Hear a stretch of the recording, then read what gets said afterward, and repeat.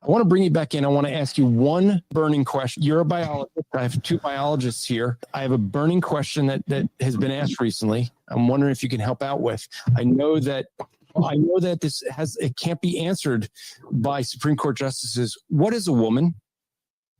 So you do not want me to go down this road, because sex determination and development, I mean, Dr. Jeanson is probably more familiar with developmental biology than I am, but that's a really complicated question, especially when you consider the complexities of human biology. I talk in class about sex determination, chromosomal determinants, hormonal determinants, genetic determinants. What determines sex?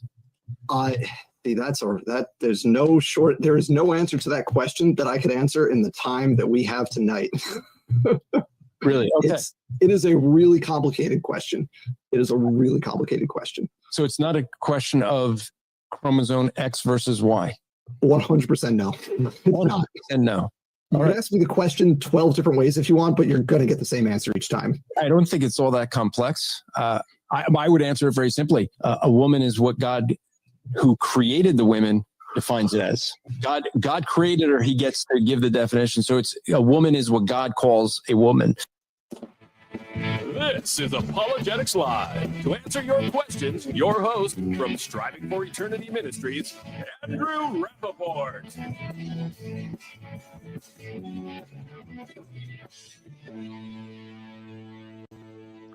We are live, Apologetics Live, here to answer your most challenging questions that you have about God and the Bible.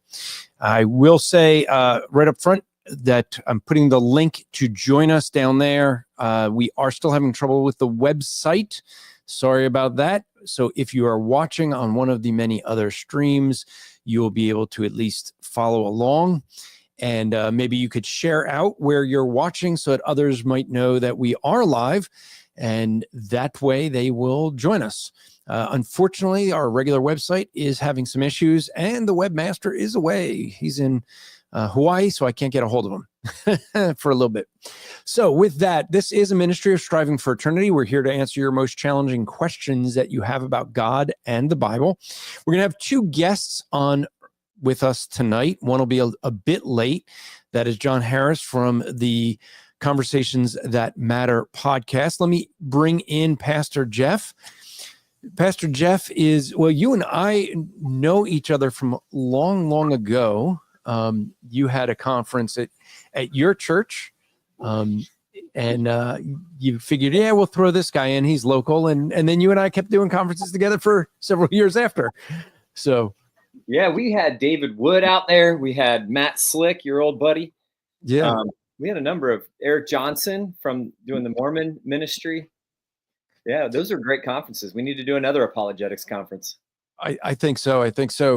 So let folks know who may be unfamiliar with you, where you're pastoring, the communist country you live in. And yeah, we're under the rule of Phil Murphy over in New Jersey. So not a very conservative area. But by God's grace, we've been able to flourish as a conservative church in South Jersey. So it's Cornerstone Church in Mount Laurel, New Jersey. And for folks who may pick up the similarity, if you listen to my Andrew Rappaport's Rap Report podcast, Pastor Jeff may sound familiar. We did an interview with him where basically, maybe we could just touch on this a bit before we get into why truth might matter and what's going to happen at the Truth Conference. But you kind of stood up for the Bible against some of the pressure of the governmental system during COVID, and your denomination welcomed you with open arms. Would that be a fair a statement? Well, it's a very difficult question. What are essential issues and what are non-essential? And where do we divide? Where do we take a stand for truth? And I think very often we get very divisive over some things that might not be the point where we should divide. So things related to eschatology or even Calvinism. I'm a Calvinist, but I love working with Calvary Chapel pastors who are not Calvinist. But when I heard they just don't know it. yeah, especially Joe Focht. I love Joe Focht. But man, when I hear him teach Romans chapter 9, I feel like he's just a Calvinist in hiding. So a question that's already Yeah. come in from Calculus Man. He says, was Pastor Jeff in the EFCA up until one point recently? Yes, and that's where the division happened. That I felt like the elements of critical race theory that were coming into the evangelical free church, they had Jarvis Williams from Southern Seminary come and give a talk about how all of our churches are built on the backs of Black and brown people, and that racism is implicit and all of those kind of things. And not all Black folk are woke. You can tweet that. So we had Jarvis Williams come and teach, and then Sweeney from I think it was TEDS gave a talk about all of the systemic racism inside the police department. He recited Michael Brown and all of the cases, that were so famous leading up to the BLM movement. And then they had other speakers kind of push that same diversity, equity, inclusion narrative. So at some point, I realized that this was becoming a first level issue because it was so divisive in the body of Christ, a Titus 3 kind of situation where it was dividing the body of Christ by race. And this was, it was unacceptable. So I wrote a book called Woke Free Church. And to answer your original question, Andrew, no, it was not welcomed with open arms. Things just went from bad to worse. We never really could sit down and talk about the substance of the claims that I made in that book. Instead, it was just kind of circling the wagons. It was as if I was attacking these men personally rather than trying to work through the issue that was confronting the free church. And sadly, I feel like much of the leadership of the free church has continued along that more leftist route. Yeah. So long story short, we got kicked out. Yeah, without any discussion, really. Let me, wrong one. Melissa it was asking, she's saying, I only see us on Facebook. I usually watch on YouTube. Is it available over there? Yes. If you go to the Striving for Eternity channel on YouTube, you should be able to see this live stream there where you could then see some of the other comments that go on YouTube. I do apologize for the fact that we have had some sort of problem with the website, and therefore those of you who usually go to apologeticslive.com to watch there and join in the discussion, it's just not working this week again. So if you go to YouTube, you can watch there, comment there. If you want to join in, I have that on the screen there of the link for StreamYard to join us. So if you want to join us, that's how you go. So we wanted to talk. You and Jon Harris are putting on a conference, and let me just put that up here so we could take a look at that. So you're calling it the Truth Conference, and as we read here, you put I should put the dates. So the dates are May 2nd to the 4th, yes. 2025. We have Jon Harris. He is going to be speaking along with his brother David. Seth, I met him over a Zoom, so I've never heard him preach yet. But Seth, you're going to be there, and Craig Chambers. Can you give us a little bit of background on each of the guys that are speaking? Yeah. So of course, Jon Harris with Conversations That Matter. He has a podcast. He began speaking against social justice before many others realized what was going on. You and I, Andrew, were having a conference about this way back in 16 and 17, and Jon Harris was right there just shortly thereafter as well. Just really spoke well and shed light on the issue. He wrote a couple books. Social Justice Goes to Church. He actually has another book out now called Against the Waves that I just read last week, and it is tremendous. I'm excited that he's going to be on the podcast here. His brother started Truth Script, and that's kind of like a competitor to the Gospel Coalition. No, it's actually not, because the Gospel Coalition is not really, in the same league as Truth Script anymore. Let's go. Yeah. Yeah. It's fallen far, far, far short. Yes. And, they've still probably got a big readership. A lot of people still somehow trust them. Yeah, but when they called Kyle Rittenhouse a mass shooter, that's when I was out. with the Gospel Coalition. Yeah. Yeah, so TruthScript is very conservative, and it's not going to push the kind of woke social justice narrative that you're going to get from the Gospel Coalition. Seth Brickley, here is a man of God who knows how to research the truth. So when I was in this fight with the Evangelical Free Church of America, one of his good friends was on the ministerial board, the board of ministerial standing of the Free Church. And so he had every reason to kind of side with the Free Church in that. But the more he investigated the case and looked under, every table and turned over every paper and figured out what was going on, he realized that the Free Church was really not operating justly in the case that they were prosecuting against me. And he wrote some articles for TruthScript and took a wonderful stand that I was very appreciative of. So he's just such a good brother. I want to just point people to his ministry. And then, you know what, the fourth guy there, let's kick him out and put you in. How about that, Andrew? Only if you insist. Yeah, come on. Because if I'm running this conference and I'm one of the speakers, my mind is going to be in so many different places. So why don't you just come in and just bring the fire, brother? All right. Well, I could do that. All right. I'm just putting you on the spot. You can't say no. You're live. That's right. Yeah. How do you say no? Yeah, you can't cut that out because it's Apologetics Live. We don't I edit. would appreciate it. So sub in Andrew Rappaport right there. And then Craig Chambers is a man who has wisdom. He came out to California when I was on trial in front of the Free Church. He was such a support there. And whenever you just need to understand what's going on, like how are these men thinking? And why do they think like they do? Craig is just a man of wisdom. He understands people, and he has wonderful insights that he's going to bring about the broader evangelical movement and the truth war that we're in. So he's amazing.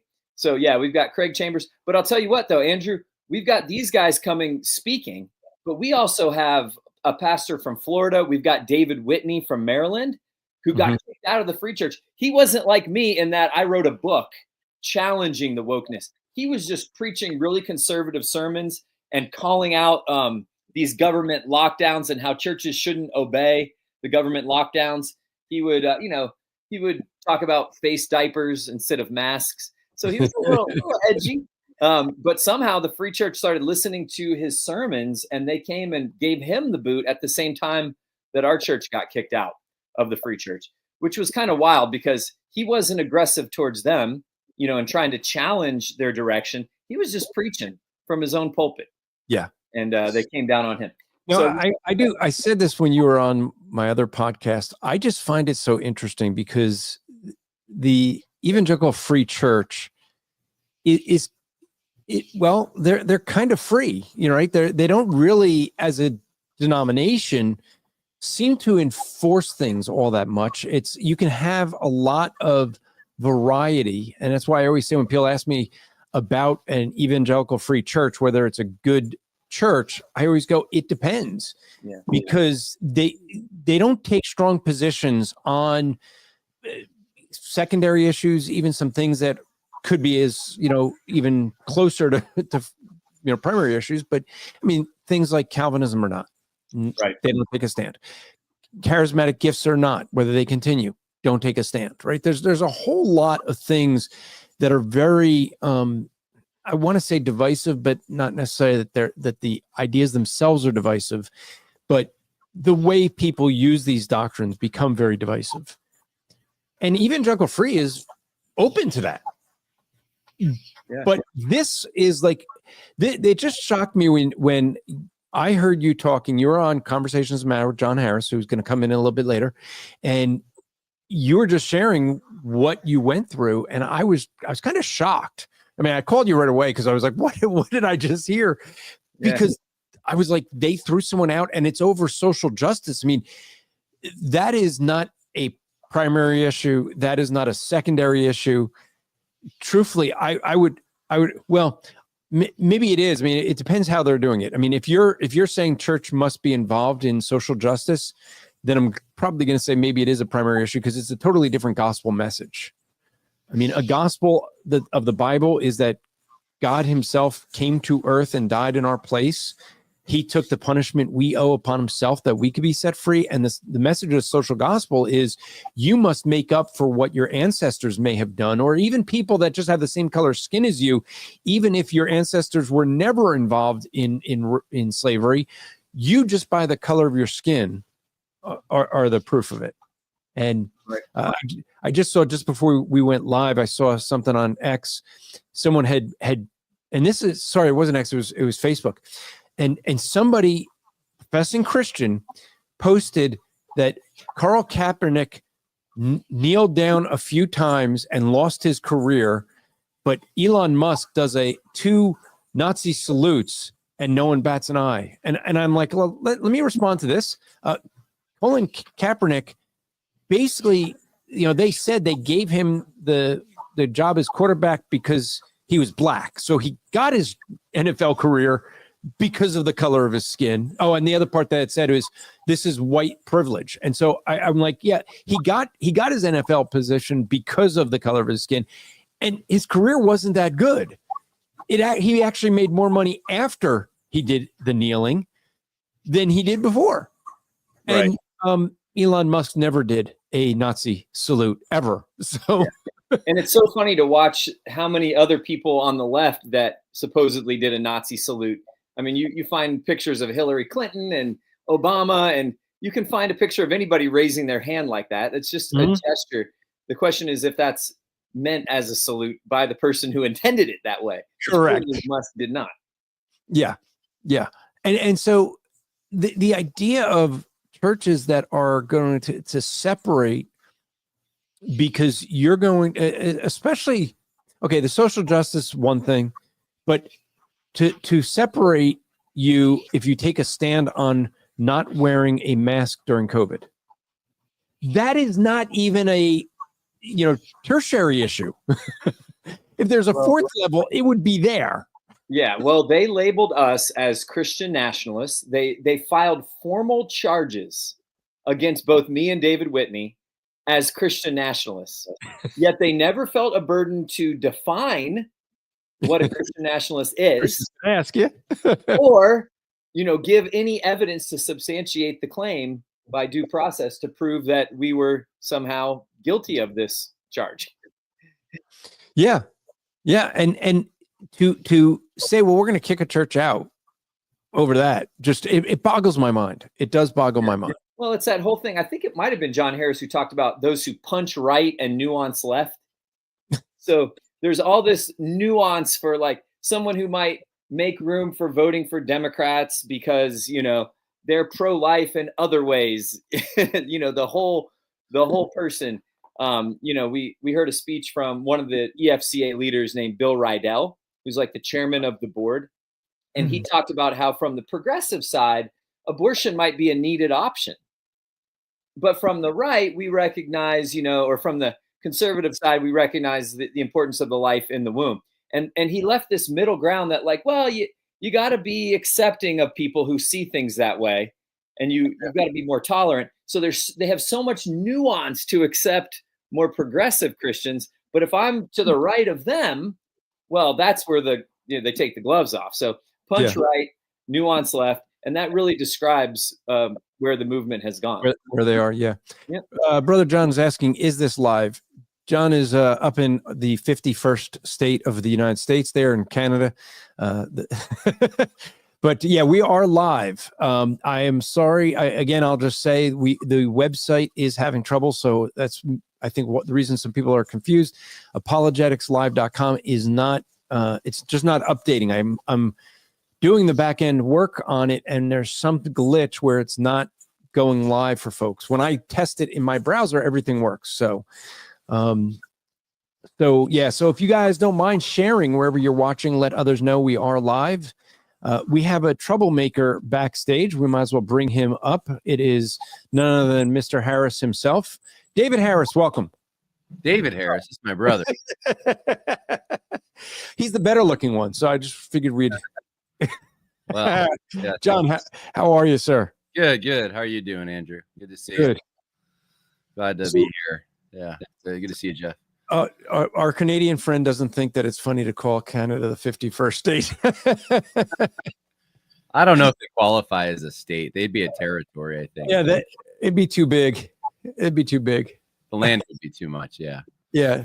But so John, tell us a little bit before we're going to go through the conference schedule, but let folks know a little bit about you. We were talking about how, you were one of the early folks to recognize the social justice issue. Yeah. In fact, I'll give a little background. You and I got to know about your podcast. I didn't realize we actually had met in New York doing an evangelism thing. You had told me about that. I forgot about it, but became knowledgeable about your podcast because I did a podcast on the Rap Report podcast about Al Mohler and how he was making a shift to the left on social justice. And so many people contacted me saying, "Oh, so you've been listening to Jon Harris on Conversations That Matter." I'm like, "Who's that?" Yeah. And when I listened to your episodes on Al Mohler, I'm like, I see why everybody thought that you and I were talking, because we both independently saw the same shift and had the same concerns with Al Mohler. Yeah. So nothing's changed. I just did a podcast today where I went after Al Mohler again. So he's changed, but that's my problem, I guess, is that he changes so much. So I don't know. I mean, people say, like, is he woke? Is he social justice? I'm like, I don't really know, to be honest with you. He's like that one professor in like 1991 or 2 who said he was nicknamed Weather Vane. I was like, I'm thinking now that makes sense. Like he's contradicting the positions he once held.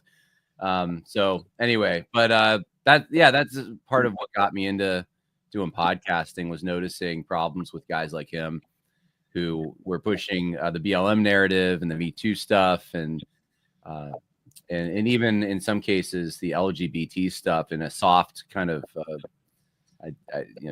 spoonful of sugar way, like not full on, but trying to get you to adopt same-sex attraction as a category. And that was January 2019 when I started that exposure, and I didn't think it would turn into anything big. But I just saw what happened at my seminary, and then I had people contacting me from everywhere saying it's all over the SBC. And then 2020 happened, and people needed answers, and I wrote a few books on it, and the rest is history. So, yeah, I mean, I have been speaking on. It wasn't. I didn't know of it as social justice at the time or wokeness, but I actually started speaking about these issues as early as 2010. That I recognized the signs, and the reason I recognized the signs is because growing up Jewish, we were trained to look for the signs that we would see of another Holocaust, and that is something that just what ended up happening was when you start to see those signs, it's once you're trained to look for them, you start seeing them, and they're everywhere. It just started growing slowly, but I think you're right. After the MLK 50, it was out there where now all of a sudden many Christians started seeing what had been bubbling up for years. I think that would you agree, John, that was probably like a watershed moment? Yeah, that was 2018, I think, MLK 50. Yeah. Mm-hmm. Yeah. I'm kind of curious what you saw in 2010. I mean, I remember David Platt's Radical raising a little bit of an ire with me because I was like, oh, he hates the American dream. But, I've never heard it framed in terms of like a Holocaust precursor or anything like that. Like, what I was noticing was the shift in what people were calling evangelism and short-term missions from sharing the gospel to just patting yourself on the back because you're feeding the poor because they're underprivileged, and somehow we as Christians are privileged. So that was the first shift that I started to notice, is more and more churches that instead of sharing the gospel, instead of doing outreaches where they share the gospel, they're doing outreaches to feed the poor, give clothing to the poor, under the guise that somehow we are more privileged than these people. Like they have no control over it. It's life, the way life is. They're underprivileged, and we have a responsibility to take care of them. And that's not what the Bible says is the responsibility that we're just to take care of the poor that don't want to care for themselves. Well, it was the parallel then, because I know Hitler's gripes and one of the Nazi gripes was that Jewish people, of course, at that point in Germany, were privileged in so many ways. They claimed they weren't sending their kids to the front lines to fight with other Germans. They were charging usury and making money off of other people's whatever. And so you started to see in the culture, one of the first things that occurred for the Jewish people, and if you look at our culture, you started seeing this against the church as a whole, but it's the idea, well, if under Hitler, if you were Jewish, they didn't want you in politics where you make laws. You weren't to be a judge where you can, make decisions about laws.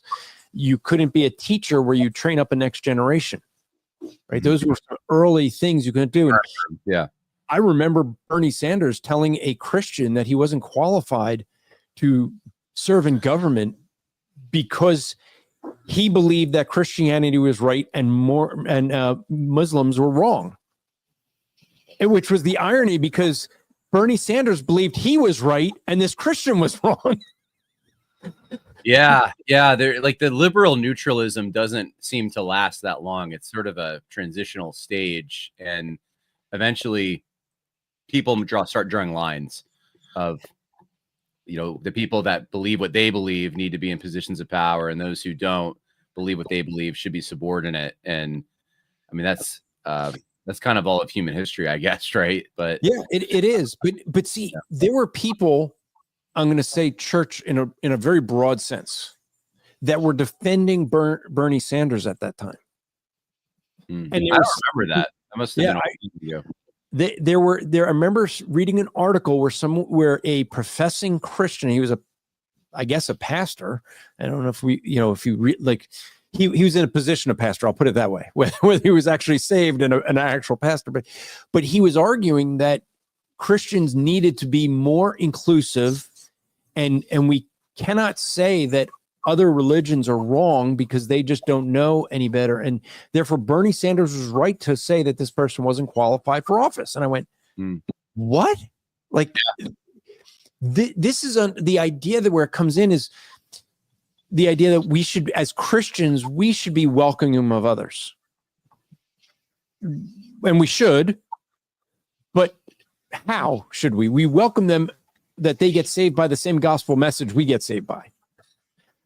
But we don't be welcoming by saying, well, your thinking of who God is just as right as our thinking of who God is. That we can't do. And they don't do it. The Muslims don't think we have the right view of God. In fact, in the Quran, the one thing it says is that if you believe that God is three, then you can never go to heaven. Right. Of course, they say three gods, but that's a problem. The author of the Quran doesn't know the definition of the Trinity, which I think if the author of the Quran was God, he would know to use proper definitions. But maybe I'm just silly me. Yeah, very true. So I'm going to put up the conference schedule wrong one. There we go. That you guys have for this, and this conference is being put on by TrueScript, which is, you got a number of conferences now going on with TrueScript. But let's take a look at the conference schedule. Friday, May 2nd. Jon Harris, you're going to be starting off the conference. Do you know what's your topic going to be? I was hoping to find that out maybe on this stream, what we're doing. So I just found out on this stream that I'm replacing Jeff. So maybe you're replacing Jeff at 7 p.m. on May 3rd. You're going to replace Jeff. Yeah, I feel like Jeff should be weighing in right now. Yeah, Jeff, how about you tell us? I've just been waiting. I've been over here waiting to be called on. Yeah. Yeah. So we're still kind of pulling together everybody's messages and figuring out what everybody's going to talk about. But the main thing that brought this conference together is a bunch of truth warriors who, for different reasons, kind of are lost from a denomination. So David Whitney down in Maryland got kicked out of the Free Church. other guys like Craig Chambers relinquished his own credential to the Free Church because he saw so much of the wokeness coming in. And a number of other pastors want to come and be a part of this as well. And this is more than an ordinary conference just to get together and talk. We're actually hoping to form something. There is a pastor out at Landmark Church in Ocean City whose name is Matt Mayer, and the Lord has used him greatly. The church is huge. The Lord has blessed him. He's spoken at Gary Hamrick's church and in Virginia, and he has taken such a strong stand on the cultural issues. So he's going to be there. My friend Luke Frazier from Island Baptist Church, who just got his doctorate from Master's Seminary. Just a wonderful brother, bunch of New Jersey guys. But then you've got Seth Brickley in Wisconsin. You've got Phil Brainerd in Florida. I mentioned David Whitney from Maryland. You're coming down from New York. Hopefully your brother from Tennessee. So all of this is coming together where pastors are coming from all over. I've got a list here of 20 pastors that I think are planning to be here. And we're going to talk about not necessarily forming like a denomination, but some kind of network or association that we would like to call the Truth Council. And it would fill that need for those of us who don't really have a home in a denomination. So a lot of the truth warriors that I'm seeing in the truth war are guys like Joel Webbin, you know, the Ogden guys, the guys out there in Moscow, Idaho, and they tend to be more Presbyterian. They tend to be maybe post-mill, whereas a lot of the guys that I run with are Calvary Chapel pastors, and they're not cessationists. Sorry, Andrew, I know you were part of the cessationist movie there. Andrew doesn't like anyone that you just referenced. So, I mean, well, yeah. I'll say for the record, I was in Oklahoma with his name just escaped me, Gabe Wrench, who is part of Cross Politic. He is a deacon at one of Doug's churches, an offshoot of Doug's church, Doug Wilson's church. And he and I, after the conference, sat in the hotel room talking for hours and just asking each other questions to make sure we understood what each other really believed and why we came to the conclusions we came to. And it was really refreshing. We had far more agreement than we would have thought, and far better understanding of one another after that. And I think we built a relationship that'll probably last for quite a while. Yeah, I like Gabe. Yeah. Yeah. So now, Joel Webbin, I mean, from what people have told me, I haven't seen it myself, but supposedly he doesn't believe I exist, is what I'm being told. You were on a podcast with him. Do you remember that?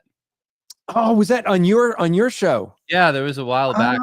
He, I don't know how long ago that was, but it was on cessationism and stuff because he kind of came from a charismatic background, and he wanted to talk about, I guess, some things in his life that some errors that he made. One of the things in charismatic churches, obviously, is like they're very loose on sin, and some charismatic churches at least. And so he came from that kind of a background, and he wanted to talk about that like he had been involved with some serious sin, but he is kind of developed. And now, I mean, I don't even know, like it's same with Doug Wilson though. Did you know Doug Wilson used to be charismatic? No. Yeah, he was, or he was definitely Arminian. He was definitely Arminian, but no, I think he was pretty charismatic. Wow. So yeah, it's funny the arc that people get on, and no one would associate him with that now. Yeah, no, I don't think so. Yeah, but you know that's a thing where I think what you're saying, Jeff, we can end up having guys that disagree in some areas. We don't have to all be, you know, I come from more of the fundamentalist Baptist movement, and one of the issues, I mean, in my seminary, I had to take a class on ecclesiastical separation. Like how we separate from other denominations and churches and where the line is. And their line was very close to, you know, okay, basically, as long as you're a fundamentalist Baptist dispensationalist, but, you know, maybe we could debate over King James only or not, but barely, you know, since my seminary didn't hold to King James only, you know, and the issue though, is that I ended up writing a paper basically being very much against the whole separation issue that they would argue, because it's like we as Christians, our fight is not with one another, it's with the world. That's who the enemy is. It's out there, that those that are unsaved and want to stop the going forth of the gospel.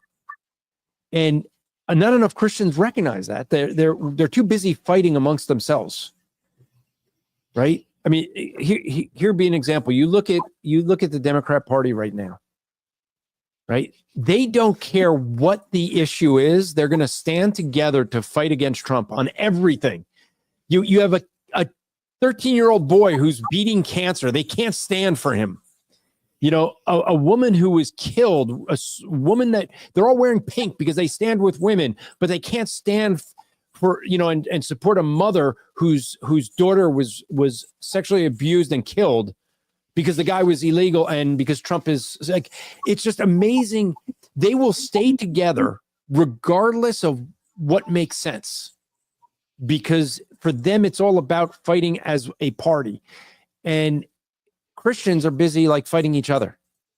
Like let's beat each other up over what is the right definition of Christian nationalism. Let's beat each other up over if you believe that gifts continue or not. You know, instead of saying, all right, the real battle is it's whether there's truth in the world, and there is, and that's where the fight should be, in my opinion. Yeah, the thing I see Christians doing the most, including myself, is not letting Jeff talk. So no. No, but you're saying the same thing. You in the middle of something, and then no. Well, I mean, the concept is that there needs to be a lane. Not in that I would need to fight against a Joel Webbin or something like that, who's kind of anti-dispensationalist. But I would like to find a lane to be like-minded and run together with guys who kind of stand in similar ways. So kind of, Andrew, you're talking about how we don't need to be fighting each other. And I agree with that. You know, I love learning from Doug and from Joel and from the Ogden guys. I listen to their podcasts and I can gain a lot from them. But I think it's okay to have a different group, you know, because we're not really the same in terms of dispensationalists. I would call myself more of like a modified dispensationalist. I'm a pretty big supporter of Israel, right? As a state, as a nation. And a lot of the guys that I run with are the same way, the Calvary Chapel guys and these free church guys who kind of would like to see the way the free church used to be before it went woke. There's a whole bunch of guys like that. And others. And I think that we need some kind of network or association or truth council where we could work together in ministry. So that's the kind of thing we're hoping to create. And that's what you have with the schedule that you put together here, because Yes. if you're watching, those that are listening to the audio podcast, we'll just describe it. But there's a 6 o'clock session, there's a 7:15 session. Then at 8 o'clock, you have a strategic meeting. So what is that going to be about? From 8 o'clock till 9, maybe 10 o'clock, the pastors are all going to sit around in a room and talk about what we're hoping to do. And I have all these ideas and dreams, but I want to just put it all up on a whiteboard and have a conversation. We don't need to create it that night, but I feel like we need to get together and pray and seek the Lord's face as to what does that look like? And then just bat around ideas. This group of men that would like to see the same thing that these other groups are doing, right? Winning in the truth war, taking strong stands and not capitulating to the culture, not bringing Sam Albury into our churches for a revoice, all of the same concerns, but a lot of us just happen to be more dispensational. And some are a bit more continuationist, some are cessationist like yourself, Andrew. And that's okay. Like when Andrew came to our apologetics conference back in 2016 or 17, we actually had a debate between him and Matt Slick on the continuation of the gifts. And I loved that. It was awesome the way you guys interacted and carried yourself, but you're clearly soldiers together in the truth war. Yeah. So that's what that meeting would be about, is just coming up with what's the next step for us. A number of us have been meeting on Zoom once a month, first Tuesday of every month. We'll get together and talk for an hour, hour and a half. And there's as many as 10, 20 men involved with that. And so we just want to get together and see each other and not just be, all around the country, but actually in the same room. So just have some conversations, hang out, kind of like we did, John, in Wisconsin, when it wasn't a session, we're riding around in a car or going hiking or hanging out at that house, singing songs and playing guitar. Yeah. I mean, that's where relationships form, right? So, yep. Yeah, it's the landscape changes according to the threat, it seems to me. So, like in 2020, when the COVID stuff was a big deal, I mean, I was having lots of conversations with charismatics because they seem to have opened up their churches before a lot of the more reformed types, and I don't know exactly why that was, but as the threats have changed, it's not like I don't talk to charismatics anymore, but like the reason for partnership like isn't there as much, right? And that's I think any group of people that get together from different traditions who wouldn't normally get together, maybe it's going to be to meet some kind of a challenge, and when the challenge is gone, usually that the meeting ends, or there isn't as much camaraderie. So that's probably going to be one of the things we'd have to talk about is like, so what are the threats? If this is a truth war, like that's a big topic, but what specifically is going on now, and what kinds of things with the limited time God's given us and resources can we share amongst ourselves to ensure that we maintain orthodoxy and have something to pass down to our kids? Amen. I'll give you a couple examples. A phone call I get from a pastor who heard about the woke-free controversy, and now his church is really kind of riding him out of the pulpit because he's too conservative for a lot of their people. And when they band together, they can start beating up a pastor. Yeah. And they can paint him as an extremist, and he looks like, just too far to the right. They're gonna ride him right out of the church. But if all of a sudden there's all these other pastors that can stand with him and he can appeal to, that gives him strength in the truth war. So that kind of thing. Or a young man who might be maturing in his theology. I'm thinking of an Assembly of God pastor right now that contacted me recently. And he's come to believe that, you know what, the baptism of the Spirit happens at conversion. It's not a second work of grace. And that's right. 1 Corinthians 12:13. But he can't remain an Assembly of God pastor holding to that. Yeah. So he's going to lose his job probably. So that kind of thing where we can come and be a support and a network where, hey, I know this other church down in Ocean City that they're looking for an associate pastor. Maybe you're going to end up in that church instead of pastoring in the assembly. I think if Chris LeDuc could come, because he doesn't live too far from there. Do you guys know him? Mm-mm. No, I was familiar. Yeah, he's a master seminary guy. I was with him at a conference in Washington, but he's in Pennsylvania now. And anyway, he's like the one dispensationalist I know who's like very proud to wear the label Christian nationalist, which I think is kind of fun. Actually, well, I don't know if you wear that, Jeff or Seth. I don't think you guys wear that label as much. Like, but Chris does. Chris is like, oh yeah, I'm a Christian nationalist and total dispensationalist. Yeah. But good guy. Anyway, have you started using that term for yourself at all? No. I don't really use either term. You can't find me. You don't know where I've been. No. I just I don't know. The dispensational thing, like I'll tell people I go to a church that's dispensational, and I usually like preface it with the MacArthur dispensational so they don't think I'm John Hagee or anything. Because people have the wackiest ideas about what dispensationalism is. And of course, if you get your information from X, you're going to think that like, Schofield Bible was funded by the Rothschilds and it was specifically to foment, Zionism in Israel. And like, and the reason that we even have foreign policy the way we do is dispensation. I mean, it's nutty, the extent to which some of that stuff goes. But I'm like, I guess I'm careful, and I'm still, that's something I've really been convicted. I need to do it this year. I need to really work through that issue better. But by default, because I go to a church that's that way, I mean, that's I don't have any problem with it. And I'm totally like, my dad's actually going through Revelation right now. So we're going to be hitting on this stuff pretty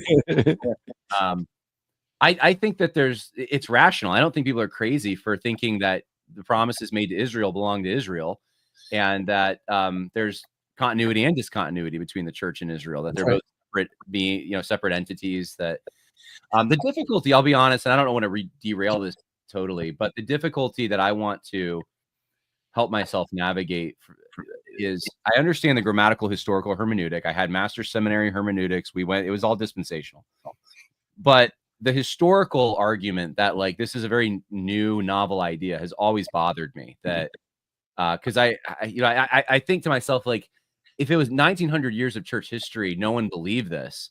That's a really big red flag in my mind. That's suspicious. But I've had guys assure me that it did exist in a chiliastic form. It just was sort of undeveloped. It wasn't systematized. And much of ours, I mean, you can read. I did a paper on Revelation looking at, just from Augustine, and he believed in a literal 1,000-year kingdom. He just thought he was in it. And so millennialists, I thought, or people try to paint him as that's the whole thing. Because what people make the mistake of thinking that the early church fathers had all of the theology nailed down, and they didn't. I mean, much of our theology is really refined when error occurs. And so when you look at his writings, he believed in a literal 1,000-year kingdom. He thought he was in it. The Catholic, I think it was Pope Innocent II, I think was the one who actually it was the first to start saying that the 1,000 years was spiritual.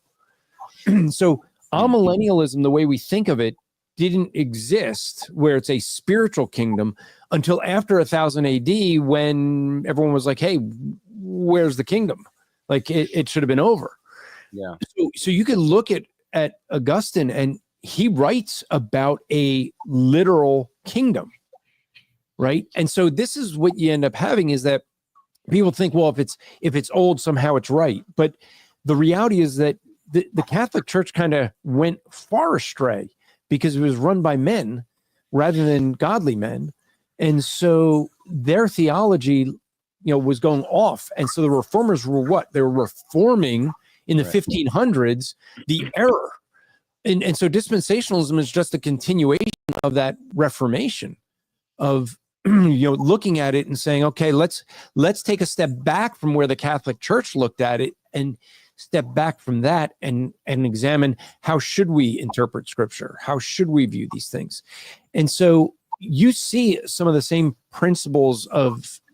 core principles of dispensationalism in the very early church, but there wasn't the error to force people to have to define it. I mean, the Trinity didn't come about for a couple hundred years because it came about when someone was denying the deity of Christ.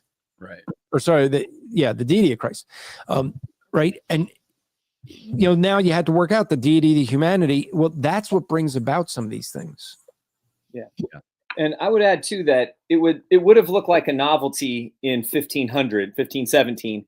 The solas of the Reformation would have looked that way. Yes. And then dispensationalism in our day might look a bit that way because I think it is much older than 1900. I think there are even precursors to it. There are people speaking that way before Darby. There's a book, Dispensationalism Before Darby, I've seen. Yeah.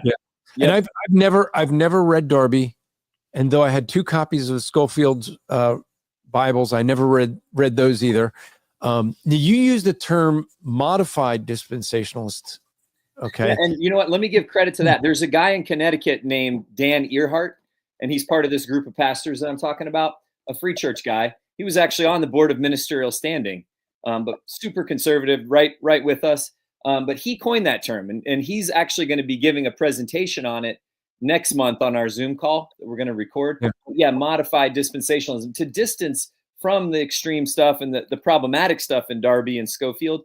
But also another point about this is if you look at church history in terms of the number of believers rather than the number of years, it's significant that so many Christians, genuine evangelical Bible-believing Christians, have believed this doctrine.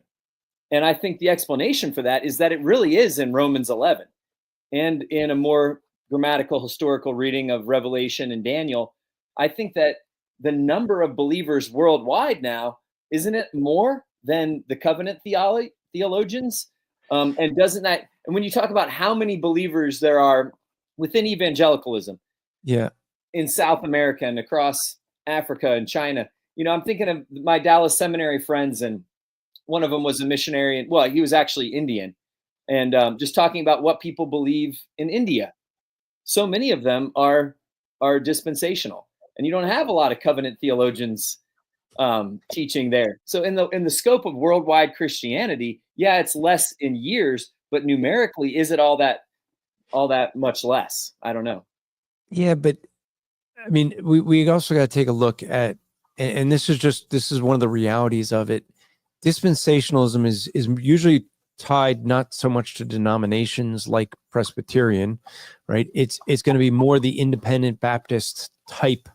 And I'm just saying Baptistic, whether the Bible churches, the Calvary chapels, but a lot of your Assemblies of God, your Pentecostals, they're all going to be in that same thing. Yeah. But then when you consider, just because of that independent nature is why I think you have so many of the wackadoos that will be in the dispensational camp. People think it's because of dispensationalism, and I think it's more because of the independence, because a Benny Hinn is not going to be able to be part of a Presbyterian church, right? The denomination would have kicked him out long ago. And not having a denomination, I think it allows people that would never be able to get away with stuff in a denominational church to get away with it there. And so I think there's a lot of error, churches that are in error that would claim to dispensationalism. And so, one of the things we don't want to do is make an argument, well, there's more people, therefore it's right. I wouldn't want to make that case any more than I would want to say that it must be wrong because look at all the churches that are in error that hold to it, you know? And so we wouldn't argue that the recency of it would be a disqualifying issue. Correct. Yeah. Well, I only bring that up. It's not the recency is the word you use. It's not the chronology or the span of time. It's the novelty. That's the argument, that this is novel. So it's something like Joseph Smith, right, was novel. What he was saying was something no one else had ever said before. And being suspicious of something that no one else has ever said before is a pretty good instinct in Christianity. Like if you come up with a theology that no one else has seen in the text, then you should probably be suspicious that maybe you're reading it wrong.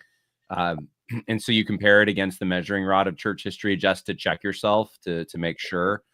And that's all I'm saying, is that the novelty of it, or at least the perceived novelty of it, has always been something that I've wanted to really wrestle through. Yeah. I've just been so busy battling what I consider to be like much more important issues.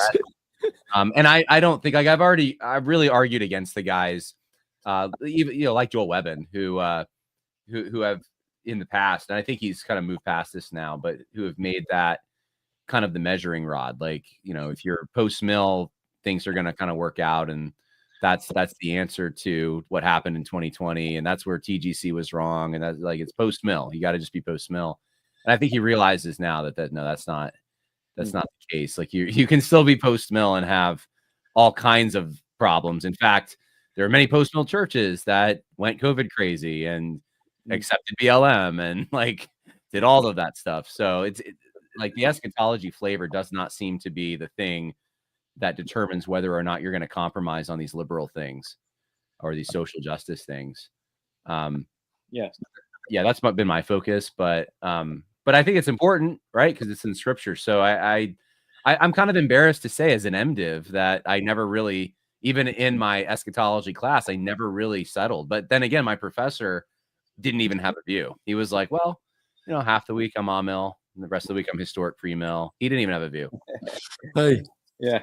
So Kyle is saying many different schools of dispensationalism, classic, historical, revised, progressive, etc. Covenant theology has its strains of covenant theology, new covenant theology as well. And I would say I'm starting to use the term that Jeff, you used, the modified dispensationalism, which, as you said, was coined in that meeting. I've been using a term reformed dispensational. Oh, that offends some people, I'm sure. Exactly. But that, in my view, that's what it is. It's, the idea, I mean, what really offends people, we weren't planning to talk dispensationalism, but hey. But topics I know the least about too. Yeah, but here's the thing. You think about covenant theology, and this I'm going to preface this by saying if anyone holds to what they would call covenant theology, hold on, let me finish the thought before you throw something at your screen or tune me out, okay? But what you end up seeing is you had the Constantine just declares everyone Christian. That's not how Christians become Christian. The emperor doesn't just declare it. But because of, all of a sudden getting the graces of the emperor, you want to be a pastor, you want to be in the church doing things. You had a lot of people who were not saved that were moving their way into church, into leadership positions in church. I mean, much like you see in denominations, by the way, a lot of the people that want to be in the leadership of denominations are not the people who care about people's souls. They care about power and position. Mm-hmm. And so you had a lot of people that were deciding what God's word means by replacing themselves with Israel. And because that gave because you see this in every group. I mean, Mormons do this. I mean, so many groups, they want to try to assign themselves that they're Israel so that they're God's chosen people. They have that special relationship. And covenant theology really was founded in the Roman Catholic Church. And what the reformers actually taught was what was called Reformed theology, where they reformed that. They got rid of the church tradition and the church authority, but they kept that same hermeneutic of looking at things spiritually and seeing Israel and the church being just two administrations of the same body. And so what dispensationalism did was to take a step back and say, no, we should the Bible doesn't have some special way of interpreting. We interpret it the way we would any type of literature. It really was the Catholic Church that had this idea, and this is a key difference, where they would say, well, the Bible's a special book, so you needed the church to provide the interpretation. And the reformers still held to it, just not with the church, but they held to it as, well, we need to see that it's not the church, but it's Christ. We have Christ in everything. So, that's where we would need to see it. That's really the essential difference, I think, between the two. That's really good. And that would make sense that if they're not focusing on eschatology in the 1500s and 1600s so much, that it might take some time to work out those less important doctrines, because they're applying this grammatical, historical hermeneutic to more important issues early on. And then as eschatology comes into central focus, it does reform there as well. Yeah. Let me bring in one of our speakers at Striving for Eternity, the very short Dan Kraft, extremely short Dan Kraft, the 7-foot short. Hey, I don't know what happened. I clicked on the duck head and tried to get in, and I'm just sitting here staring at myself. Yeah, we have been having a problem with the website. I should let Aaron know too, in case he's coming in. We've been having a problem with the website where we can't seem to. It updates and tells me everything's right, and when I test it, and then when everyone tries to get in, they're still stuck in a show from 3 weeks ago. So, so that's why I have it on the link there on how to join on screen, and if you just go at least this week and until we can get this fixed. If you go to YouTube, to the Striving Fraternity YouTube channel, you'll see it on Thursday night when we go live. Until we can get the website fixed, we should have it hopefully fixed soon. So, we're talking about a conference that Jon and Jeff are putting together. Let me actually, Jeff, I want you to go through, because looking at the schedule that you have, so Jon's opening Friday. He's also closing Saturday. So he opens and closes. In case you didn't know that, Jon. I know now. You know now. And so look at, it's not just Friday night. There's a strategic meeting for planning of how to get some pastors together to plan something. But we're having a session in the morning at 9, and then from 10 a.m. to 7 at night, you have planned, strategic conversations over activities, Philadelphia, New York sightseeing, golf, things like this. So this is unlike any conference I've seen. I've been to conferences where they try to book a lot of time for fellowship, but you're planning like an entire day where you're planning to have time for extended fellowship. Yeah, New York City is pretty far. Yeah, and I noticed that since you're on the East Coast, you probably don't have anybody making trips to gun ranges during that fellowship time, huh? Not in New Jersey; those are not allowed. We can now. Things changed ever since the Supreme Court decision. Trump's president. Get used to it. Yes, and we do have connections.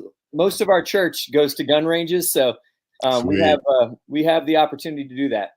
If you have 10 rounds magazines. Oh, I know that is the worst. So I'm looking to move back to New Jersey, possibly, and I realized do this.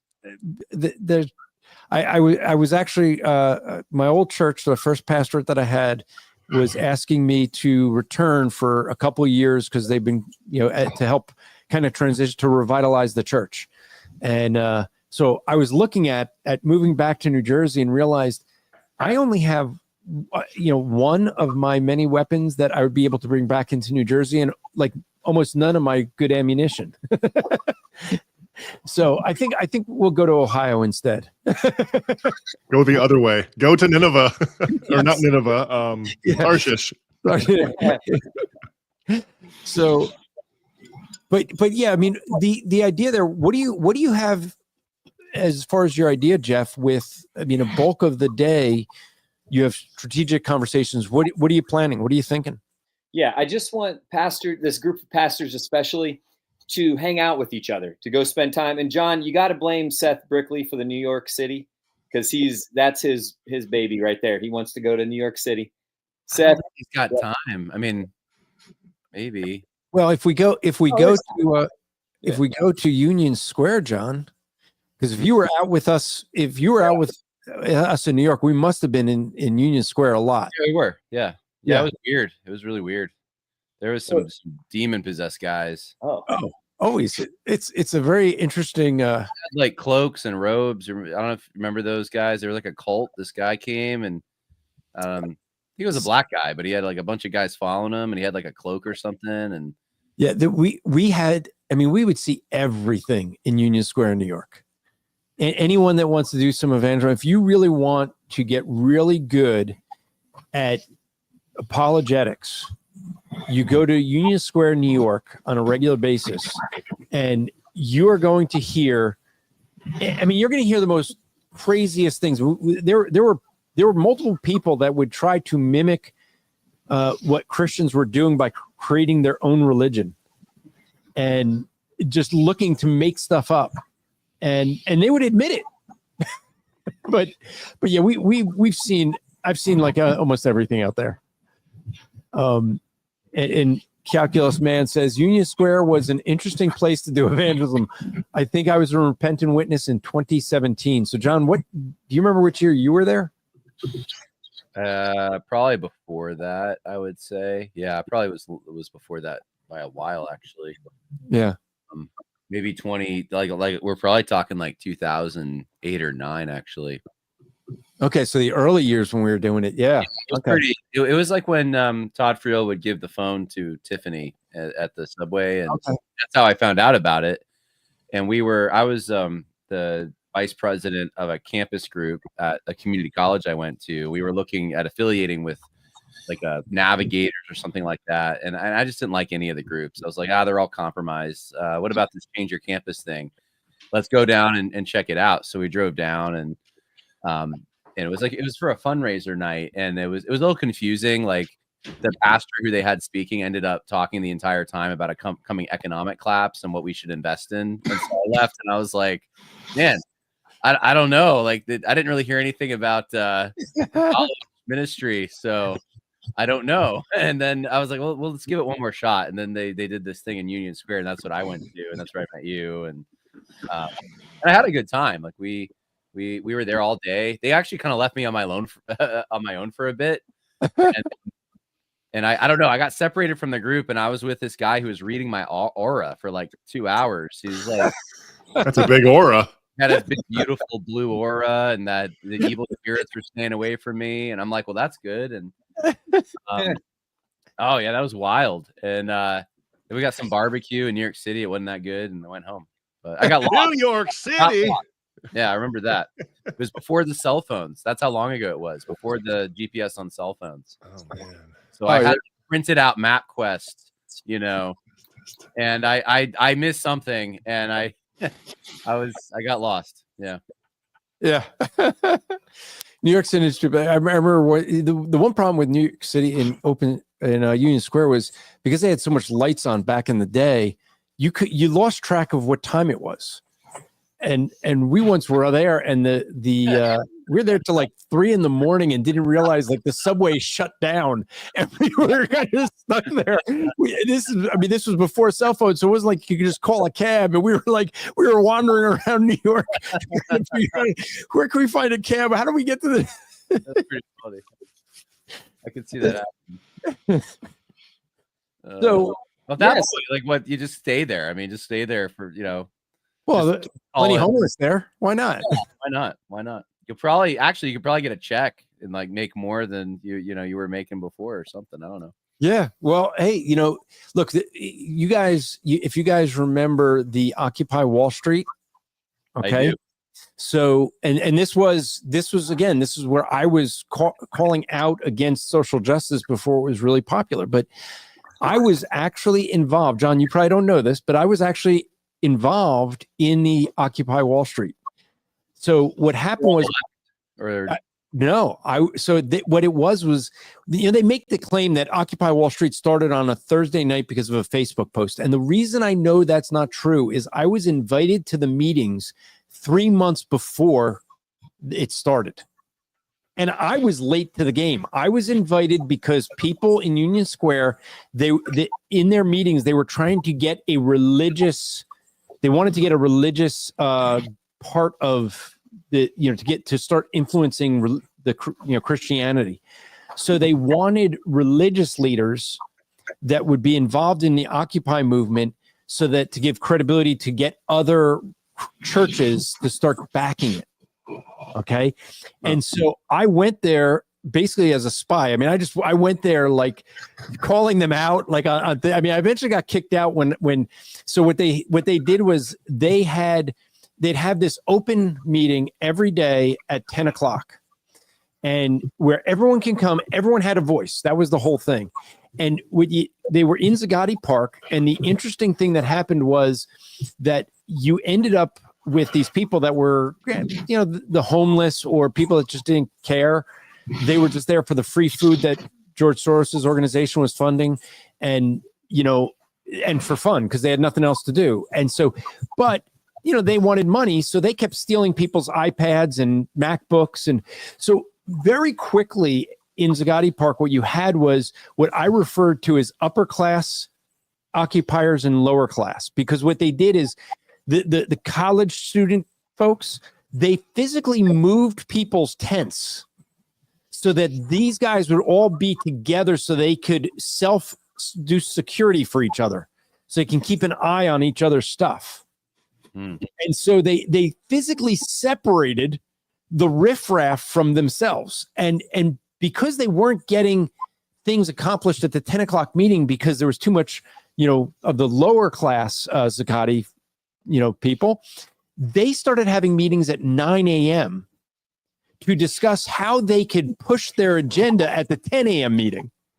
And I was thrown out when I asked them about when at the 10 o'clock meeting, I mentioned it, that they had separate meetings to push the agenda. How is that any different than what they claim the conservatives do with trying to push agendas? And right. So they eventually threw me out. But yeah, it was, back then they were wanting to get their influence into the church so that the church would push their agenda. Very much what you see in, the MLK 50, in Together for the Gospel Coalition, all the Southern Baptists, they're all being influenced with, I think, some of the money from Soros to push the agenda that we were talking about earlier that we are trying to fight against, right? I was at college at the time. I think the Invisible Children thing came right before that.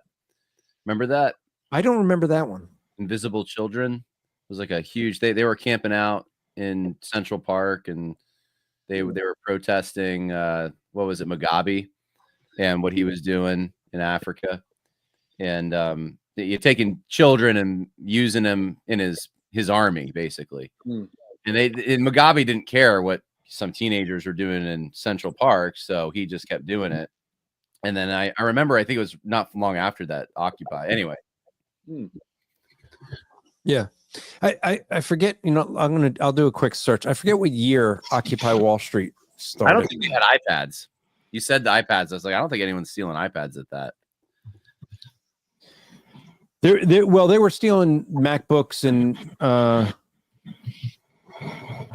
let me see. They were stealing flip phones. 2004 was Invisible Children. Wow. And it was Joseph Kony. Sorry. You don't remember that? I don't. Man. But it might just be because I wasn't paying enough attention then. So let's see. So 2011. Oh, okay. When that started. Supposedly September 17th. Okay, so the first iPad came out in 2010. So you're right. Yeah. And so it would have been 2016 that I got involved in that I was invited to their meetings. And so it's funny because I would go to their meetings and then go from there to Union Square and preach against everything that they just said in the meeting with some of those people there. And we're going to do this all at Jeff's conference. Isn't that great? Yes. That was a good rabbit trail right there. Yeah, so we might just take a small group up the Times Square, people who want to see New York City, get lunch, maybe not preach at Union. Well, maybe we will. I don't know. And we'll have another group go to the gun range. Somebody else can go hit golf balls at Top Golf. We do have an evangelist team. There are gun ranges in Pennsylvania, and you can put more than 10 rounds in a magazine. Yeah. Hey, if you want to hook that up, then we could do that. We have the hookup here in New Jersey, but yeah, if you want to do more than 10, yeah, that's fine. But we could do Philadelphia too. Go see Constitution Hall and run up the Rocky Steps. Yeah, I might do that. I don't know. Yeah. So I had been a missionary in inner city Philly, so we have a lot of contacts in the Kensington neighborhood. So if there's anybody that wants to go do evangelism, like inner city evangelism, that's always a blast. So there'll probably be a contingent that wants to go and do something like that. So we'll break up. But before this ever happens, I'm going to send emails to all of these pastors and let everybody know what the options are, and we'll figure out what we're going to do before the conference. Yeah. And so this conference is extremely expensive to attend. What's that big bold word there? Free conference. FREE what? Yep. Our church has decided to fund it. So we put it in our budget for the year. We're good. And so we just need people to get here. The thing is, I am letting our church sign up now. So it's starting to fill up for the sessions just from the Cornerstone people. They probably won't participate as much in, the activities because they kind of live here. So like going to Philly or going to Kensington or shooting guns, they just kind of do that anyway. So they'll have their not shooting guns in New Jersey. What's Yeah. that? They'll all go to New York. Yeah. Yeah. You could probably get a few of them doing that. Wait, what's the name of the conference? The Truth Conference. It is still the Truth Conference. Yeah. Yeah. Oh, And okay. so if folks want to register right now, we are going to try to get a web page together for this. But if you want, the email there for Pastor Jeff is Jeff, and I'll just spell out so it's Jeff dot, so it's JEFF dot KLIEWER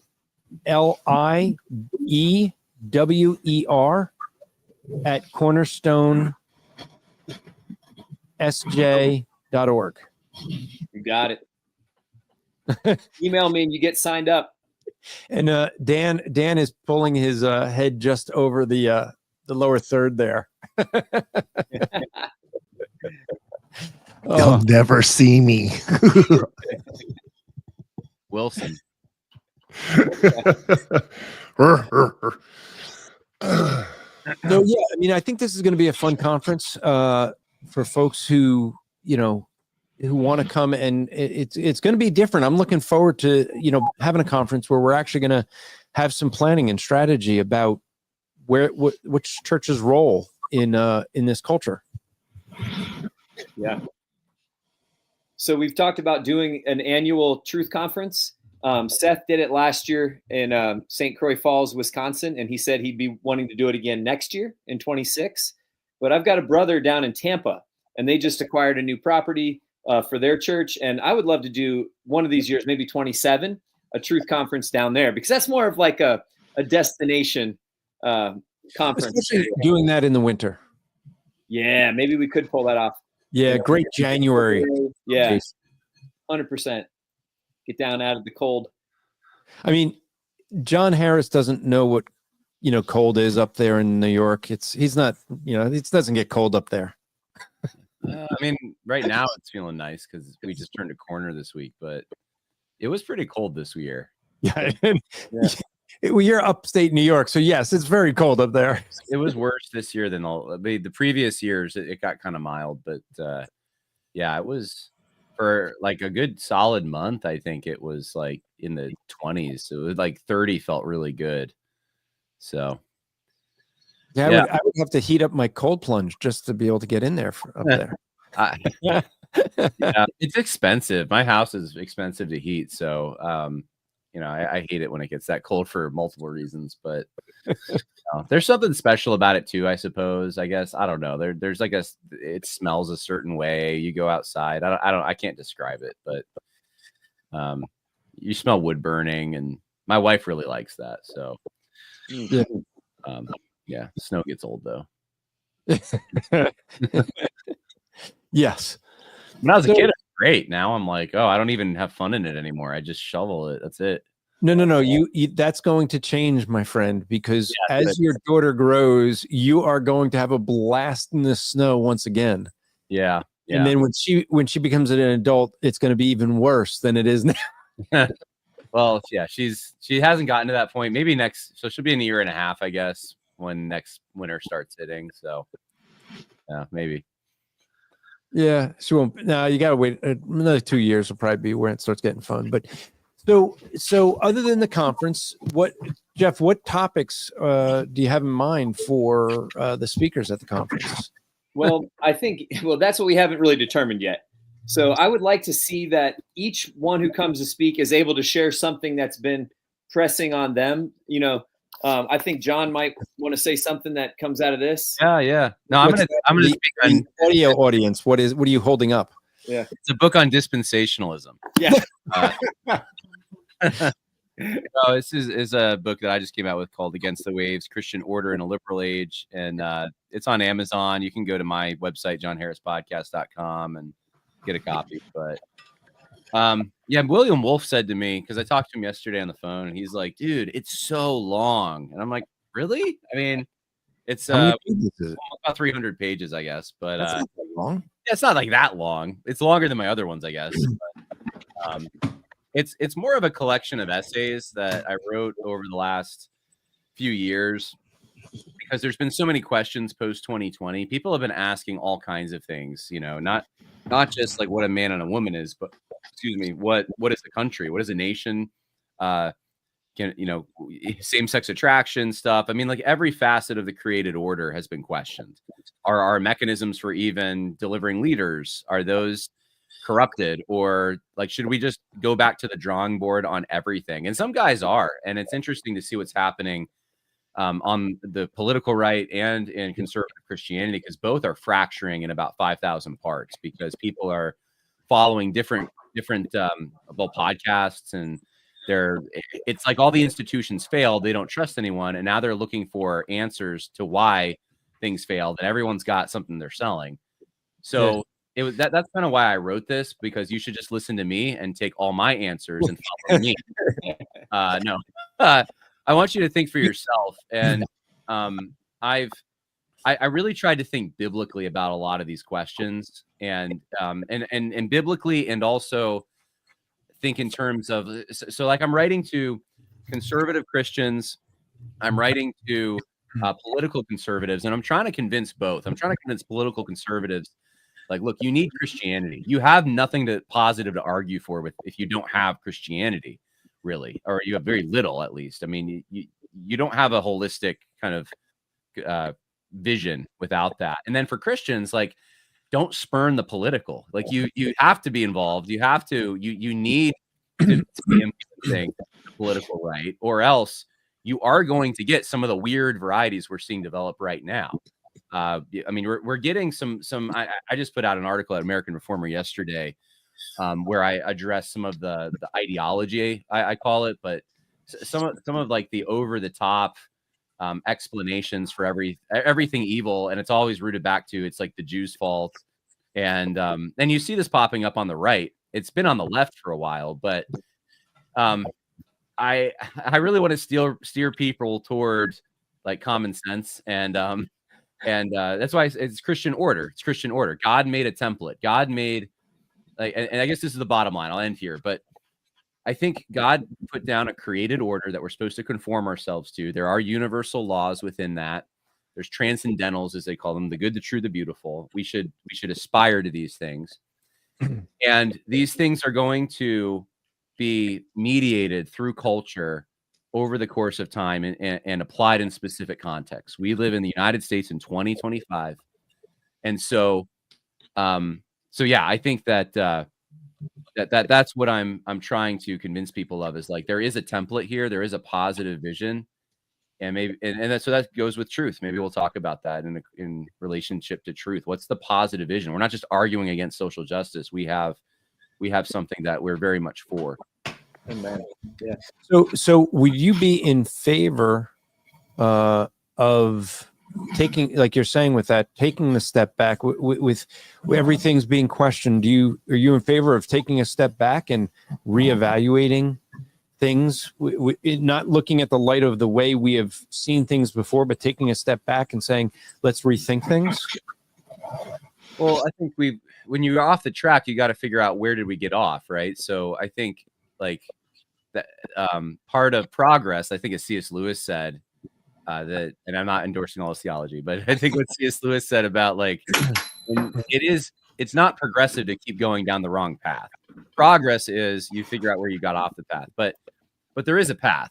I don't think that it's I think we're in a bad position now, because all the institutions are questioned. So all people have is their own sense, and then whatever guru they're following, oftentimes, and that gets them into weird places, because a lot of people are not really trained to think. They don't understand logical fallacies. And why should they? They've trusted their institutions their whole life. Most people are like this. They know the people around them, and when that fails them, when they can't even trust their pastor, and they go on the internet to try to find answers, they could get them into weird places. So, where did we go off path? Was it, did the wrong side win the Revolutionary War, the Civil War, or World War II? Or, I mean, these are a lot of the points at which people say, oh, it was the Civil Rights Act. It was 2015. It was Obergefell. Everything was great before that. I think that there's merit to a lot of these explanations, but they're not the whole thing. They're not the whole enchilada. And that's where we get in. That's where I think ideology is a threat, because it blinds you to the truth. You start making one little thing the explanation for all things. QAnon's a good example of this. Like, when guys got into QAnon, It was kind of like, hey, the government's corrupt. It's like, well, yeah, no kidding. Don't you think that explains every single thing that's happening in human existence? It's like, no. And then it's like, oh, what, you trust the government? I was like, no, I didn't say that.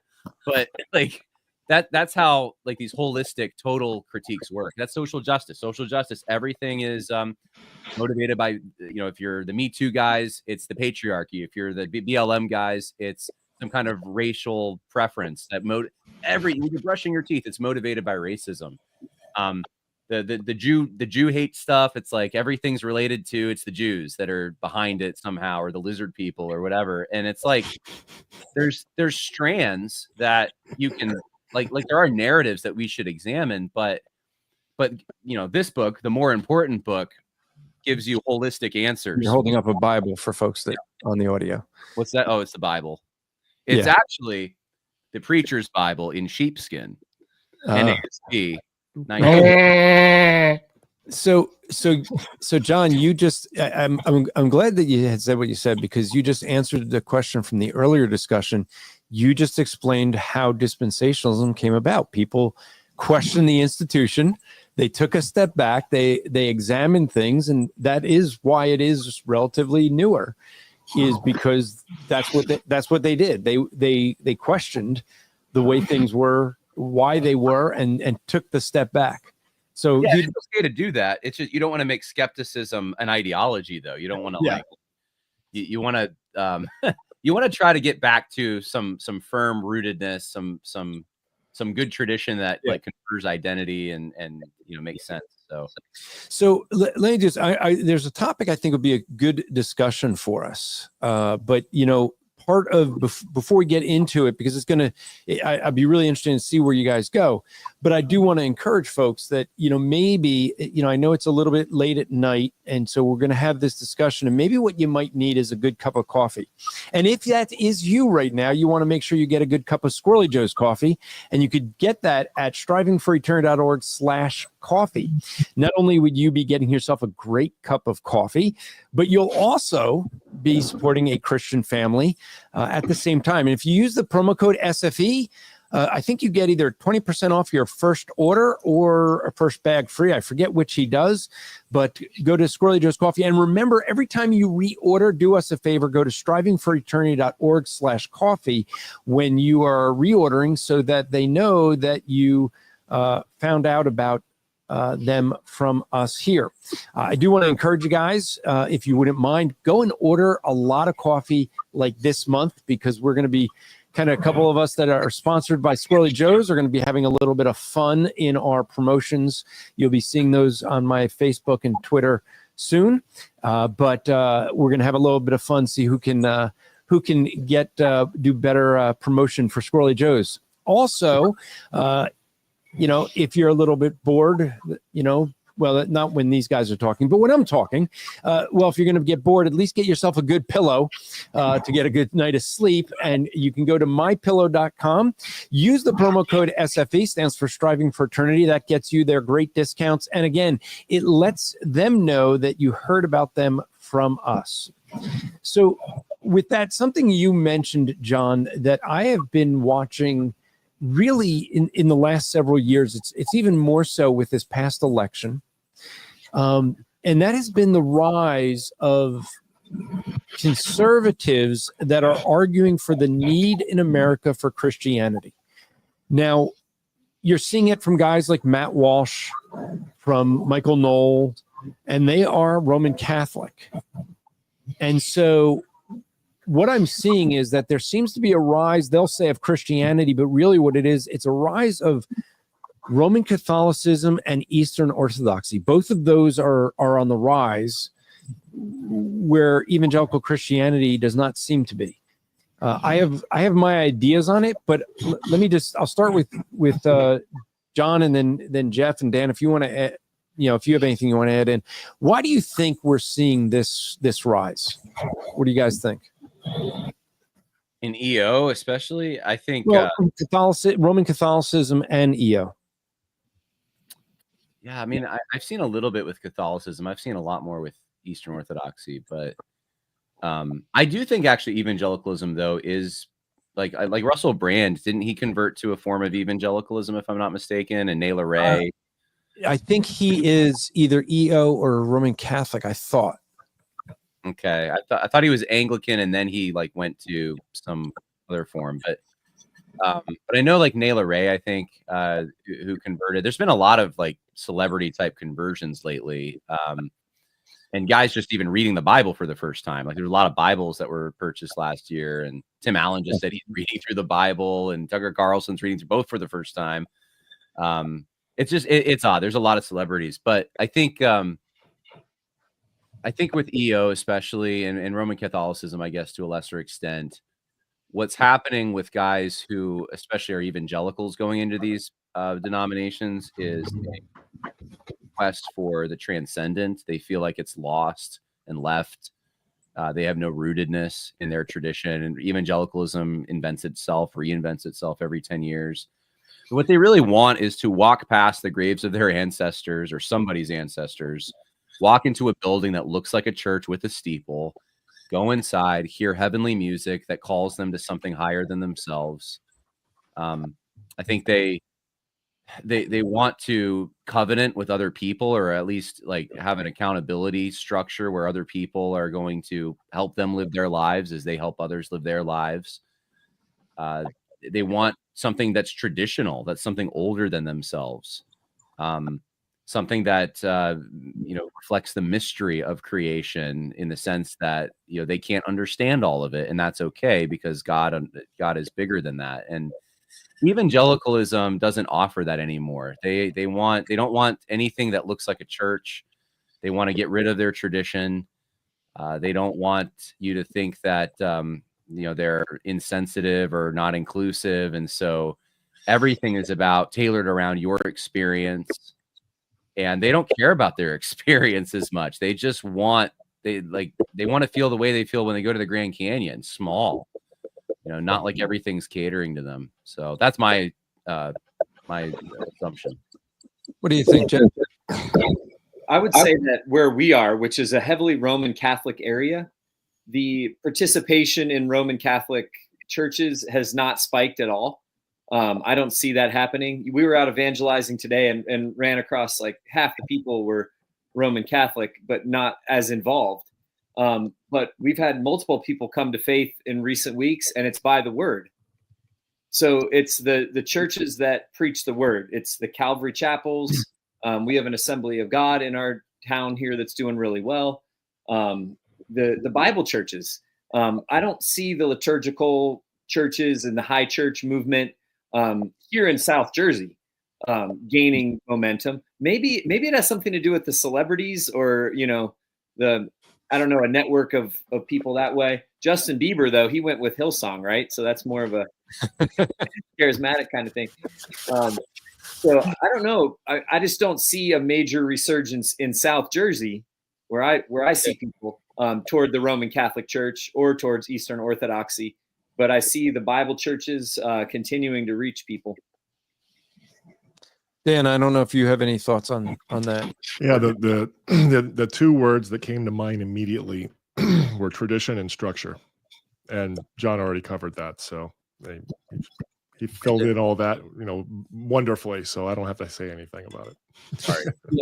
No, but I think to what John had said earlier, Matt Slick and I've been discussing this for a while because we've been noticing this trend and what's behind it. And I think a lot of what John said, you had where people tried to take God out of society, and it created a void because they know God exists and they've tried to fill that with everything else.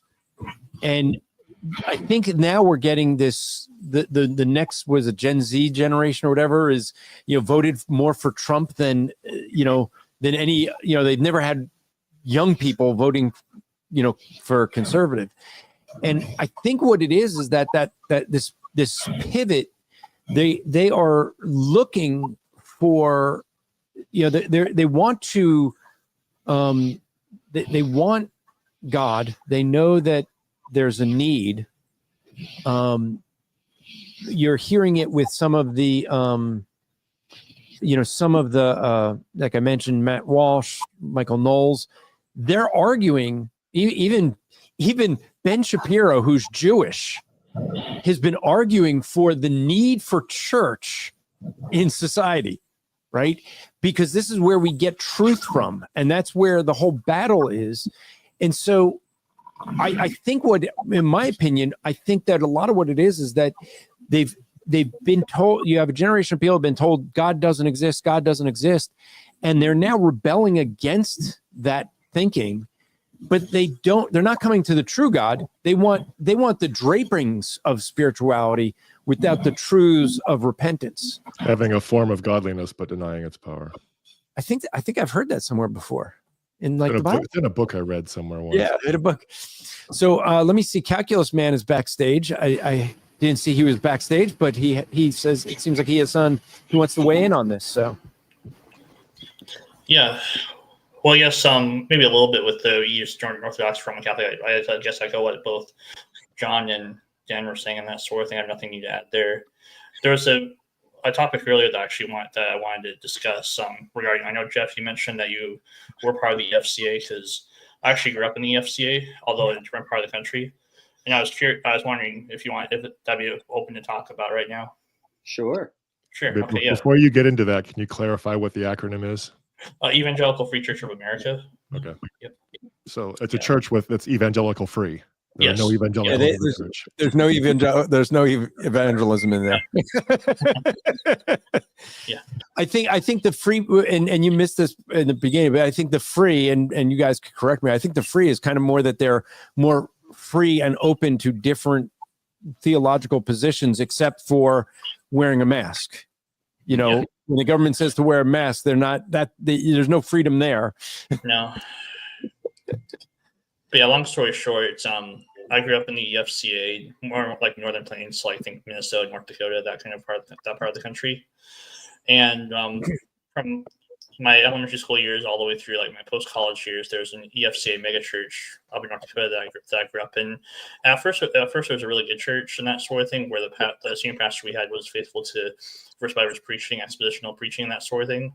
But then he left, and then the pastor that replaced him were kind of like, they were okay. They weren't like heretics by any stretch of the imagination, but then they were the ones that adopted more Willow Creek stuff, the seeker sensitive, and then eventually, like over a few years to a decade or so, they would end up going like very seeker sensitive and that sort of thing, to the point where I had to find a more biblically sound church as a result. Yeah.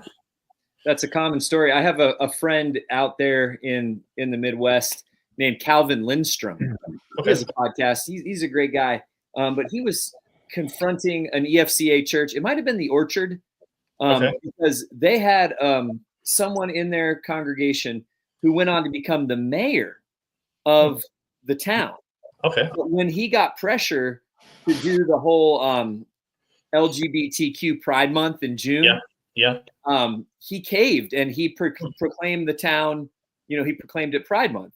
And so many of the conservatives came to the pastors and said, wait, this is a member at your church. Somebody needs to say something to him. Yeah. And they refused. They left that as kind of a freedom of conscience issue, and let him remain as a member in good standing. So Calvin Lindstrom and some good brothers challenged that. Okay. But the Free Church just really is soft on things like that, but they're very hard on Christian nationalists. Yeah. So it's been a leftward drift over the years. Mm-hmm. A lot of my friends who are trying to describe what we are trying to do have put it this way: we just want to be what the Free Church used to be. Yeah. It's like a conservative church that is a little bit more open towards differences between cessationists and continuationists and Calvinists and Arminians. Yeah. And even and the church I grew up in, that sort of thing, the senior pastor we had, like when my family first started going, he, like, I think this has been 20 plus years ago, but this North Dakota, they had like a state constitutional amendment to put like a one man, one woman marriage, like in the state constitution. Yep. And the senior pastor we had at that time, he was really solid, even to the point where he actually made the local secular news because he took a biblical stance on marriage and that sort of thing. And then he encouraged everyone in the church to go around the neighborhoods to take a position, stick the thing on the ballot, and then eventually it passed and that sort of thing. However, like a couple years after that point, he went to a pastor different church within the FCA, and then not too long about now we're fast forward like a decade, like when the first Sunday after Obergefell, the pastor that was preaching the first Sunday after the Obergefell decision went down that sort of thing, refused to talk about it, even giving a few sentences saying what the Bible says, just because he didn't want to get political. Yeah, it was really disappointing, and less than a year later, I was in a different, more biblically sound church because of the result. I'm glad you got out of there, because if they're not willing to say anything about abortion, anything about the Obergefell decision, and yet they're so often just pushing diversity, equity, inclusion, and they have an entire office of multicultural diversity initiatives. They had one guy named Alvin Sanders who wrote a book called Bridging the Diversity Gap. I think I heard that one. Yeah. They sent it to every free church pastor in the country. 1,500 books sent out just to push this idea of diversity. And yet on Obergefell, they don't say anything. So they had drifted in that direction. So I'm glad you got out when you did. Yeah. And I guess my question for you, at least since you're in Jersey and that sort of thing, like when you were a part of the FCA there, like did you notice like a trend towards doing the other EFCA churches doing the seeker sensitive route? Or? Yeah. So here in the Eastern District, we have a group of very conservative evangelical free pastors. Some of them have left. There's a few that are still in the free church, but it might not be long before they come out. Sure. But I just saw forwarded to me an initiative that the guys down in Washington, D.C. area, Bill Rydell and Guy Kneebone and John Beagle, they're inviting Sam Albury to come and speak to their huddle group. Sam Albury is the guy from Revoice. Yeah. So they're charging full on in the same direction that they were going. They haven't corrected course. So there's a lot of the woke nonsense still going on from the main leaders of, and that's the thing. I think there's a big difference between your average EFCA pastor, maybe out in Des Moines, Iowa, or out here in New Jersey. There's a great brother out there in Ocean City, an EFCA guy, Pete Nelson, and Mike Jarrell in Philadelphia, and the guy at Joy Community Church, Mark Savage. Really conservative pastors. I think they're still there are a lot of those. They're not that rare in the EFCA church, but the leadership has been taken over by a bunch of TEDS guys, Trinity Evangelical Divinity School. Yeah. They have professors that push them to the left. And when they've taken over, they've also climbed up the denominational leadership.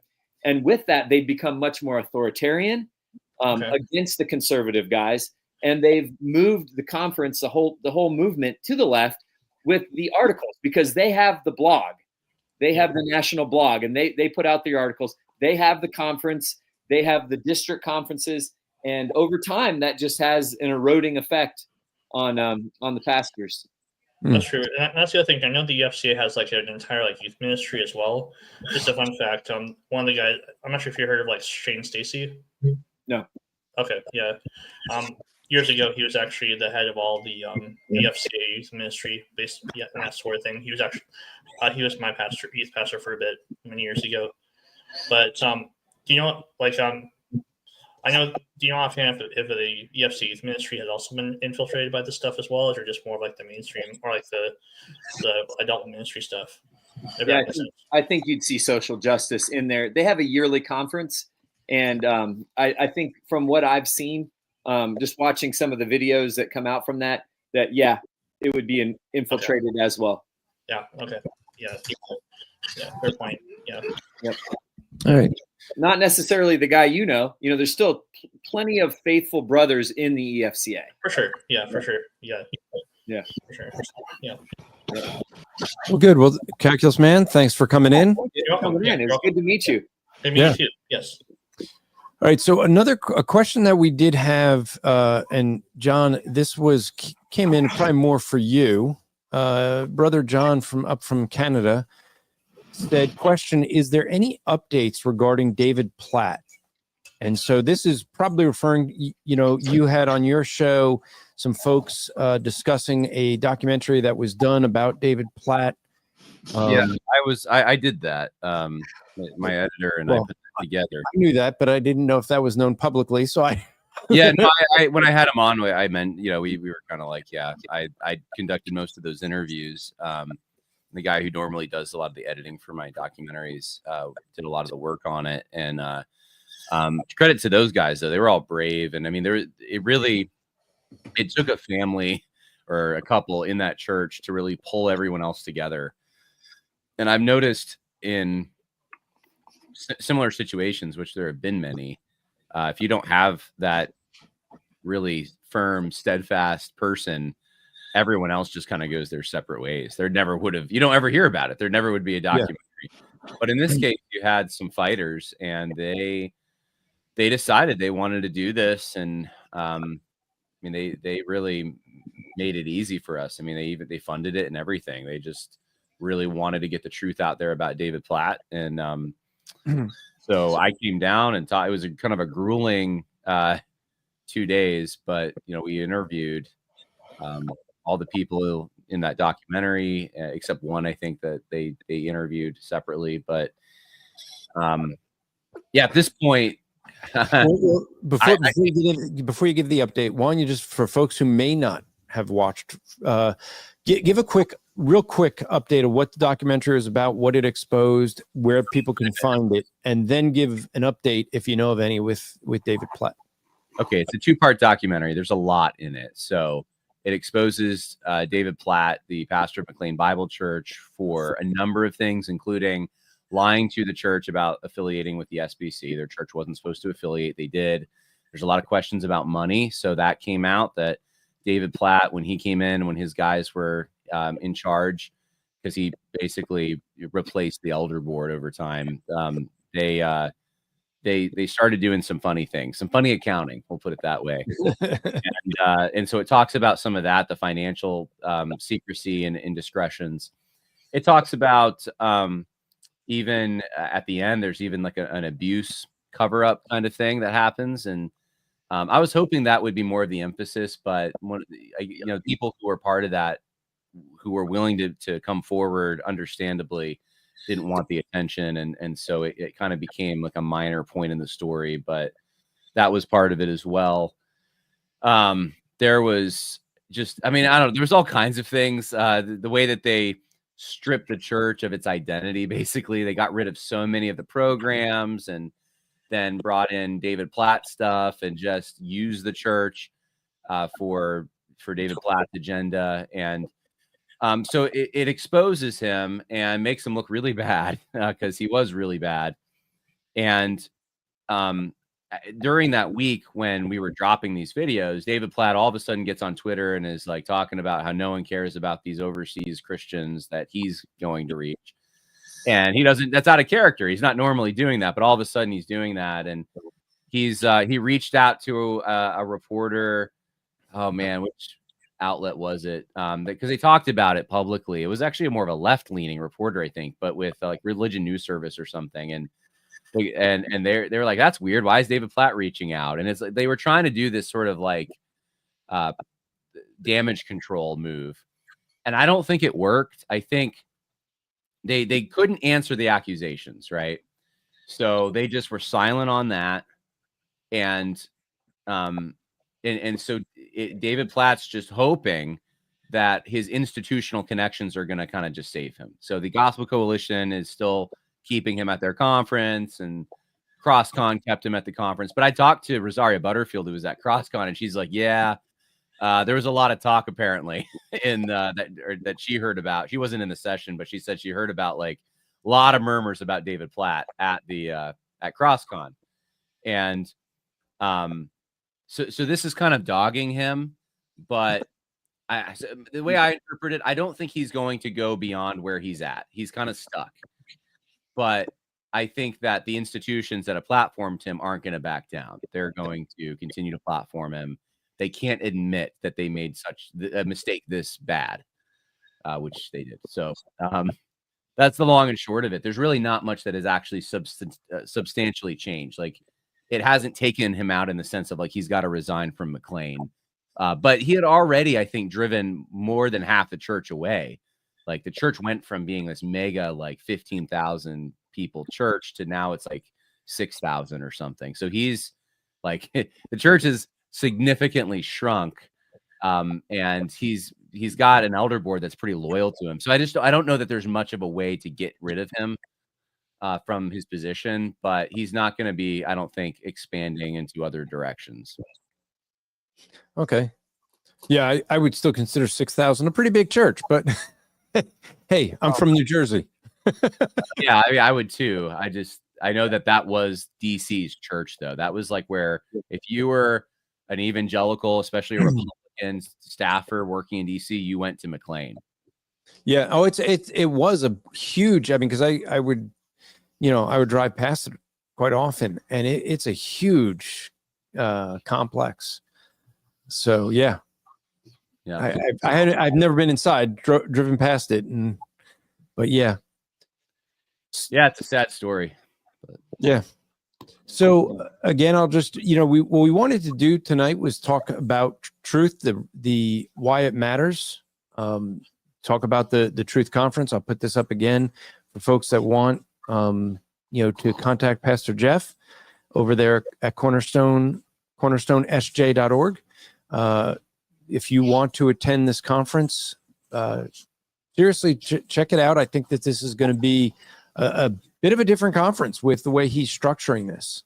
And if you haven't heard some of the speakers, you haven't heard Jon Harris preach before, you'll be in for a treat. It'll be enjoyable. And I know he's going to disagree with that, but oh well, he's wrong. So, if you listen to Conversations That Matter, you've probably heard some of his sermons because he'll put them on there, and so then you know exactly what I'm referring to. So, with that, I just want to open it up to Jeff, John. You guys have anything you want to close out with? Yeah, just a closing word to your listeners that if you've never heard Andrew preach, brother, you preach different than you speak on your podcast. When you're preaching, man, you bring fire. Like yeah. So I would love for people to get a chance to hear you preach. So therefore, if you didn't hear earlier, we're going to have Andrew take my slot the evening Saturday night. So you'll have a chance to preach then, and I'm excited for that. So yeah, guys, sign up now. The slots will go quick. I think we can get as many as 225 in there. And I think we will be sold out because so many of the Cornerstone people are going to be coming anyway.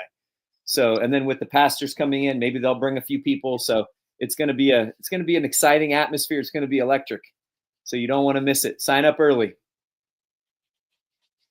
John, anything you have? You have a couple of these conferences going on that TruthScript is doing. So are there any others that if people can't make it to Jersey that they might want to? I know you're coming out to Pennsylvania. You're gonna be coming down this way. Christianity in the Founding Conference, which is kind of like it's like a historical, I don't know what term to use, but conference for lack of a better term. It's presentations on the different Protestant denominations that made America what it is, and there's some special focuses on individual figures and movements and so forth. But I think I'm going to try to. I don't have a Methodist representing. I've left out the Arminians. I'm just going to be honest. There, I have a Presbyterian. I have an Anglican. I have a Baptist. I have someone who's going to talk about the Puritans and the Congregationalists. And as far as like the Quakers and the Methodists and the Lutherans, we don't care. But no, I'll try to like kind of wrap that up. And I mean, it's in Pennsylvania. I really should talk about Quakers and Lutherans at least. But it's going to be fun. And, I should probably pull that up. It's ChristianityInTheFounding.com. And I'm April 25th through 27th. That's when it is. So it's pretty cheap. Registration's $30. And there's a VIP dinner, $50 if you can make it. And, it's from what I understand, a beautiful area. I don't know. You guys who are closer there, maybe you've been to Selinsgrove. I only know like Lancaster. That's the only place I've ever actually stayed in Pennsylvania. And then there's a men's retreat later in the year. I just haven't really. It's going to be on music. So we have Tim Bushong's going to be there. He was a Christian recording artist for a little while, and Danny Steinmeier and his dad Mark Steinmeier are coming out. He's on the board for TruthScript, but Mark Mark's a very accomplished pianist. And that's called Music and Masculinity. .com actually, musicandmasculinity.com, and you can see a little more. There's not much there right now, but there will be. So yeah, I would love to do more. We'd love to do a lot of conferences. There's a lot of guys, including yourselves, that I'd love to see platformed more. I'm realizing my bandwidth is very minimal. Like, not actually, I have bandwidth. It's just like it's going into all these things, and planning a conference is kind of challenging. There's a lot of moving parts. Oh yes. So, yeah, those are for many years. I know it is hard. Those are the agenda. Yeah. Especially when you add like VIP dinners and caterers and like it's someone's got to film it. I used to think I could do all of that. Like, I'll just film it and do the slideshow for the music and be the MC and speak. And I did that at the retreat for a few years. Not a good idea. Yeah, something gets lost, especially Andrew's speeches. I'm like, oh, I didn't press record. Yeah, well, that probably was a good thing. No, it was a good speech too. I know you're like, seriously, and I'm like, no, seriously, I literally didn't. So last year we had a guy actually come, and that was his job, just film this. Yeah. So. Yeah, no, I if you do the men's retreat again, I will. Let me know. I definitely want to make it. That was a great event. Enjoyed the fellowship, so I will make sure to try to make it up there. Yeah, and Matt Borich, like, he comes every year, so if he brings his sons, you can have you can beat his little kids. Well, they're not so little anymore, but I mean, Andrew was beating kids in games. He was like, I'll just like during the free time beat kids in chess, beat kids in mini golf. I'll just make myself feel good. Hey, if they beat me in chess, they earn it. And they feel good. My kids were glad if they could beat me at something because they knew they earned it. It wasn't given to them. You see Andrew beating up on kids, then come out. Yep. So, Dan, you got any speaking events coming up or anything happening? Nothing public. I have a youth retreat for my former church that I left during the Corona apocalypse. I'm doing a youth retreat for them in a week. Yeah, and then in August I am doing a. I've been called in to do what Tiny Heartbeat Ministries calls Cult Week. And so they have an internship during the summers, and they spend a week on the cults. And so they have asked me to do a 1-hour session on denominations, and then a 2-hour session on Roman Catholicism, followed by a visit they're going to sit down and talk with a Roman Catholic priest and have all the interns sit there and talk to him. So,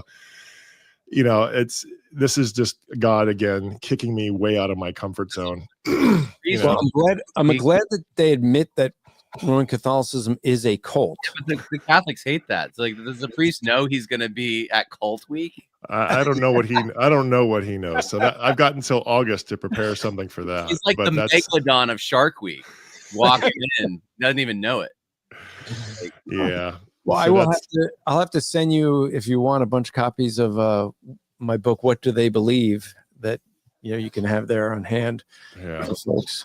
So so that's gonna be really interesting. God is, what is it? Last year, God kicked me out of my comfort zone and had me do my first presentation on abortion, and then now that was the best. That was the best talk I have seen on the issue of abortion.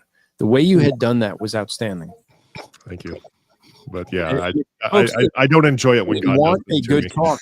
No, seriously, if folks want to get Dan out at your church to do that talk on abortion, which he hates, he'll hate that you have to do it, but he'd be happy to talk creation science, presuppositional apologetics, those topics he'd love to have invite him out. But you can contact us at strivingfortrinity.org. Dan's one of our speakers, and he's a guy I can promise almost everyone in your church will look up to. You really 7 feet? Yeah. Wow.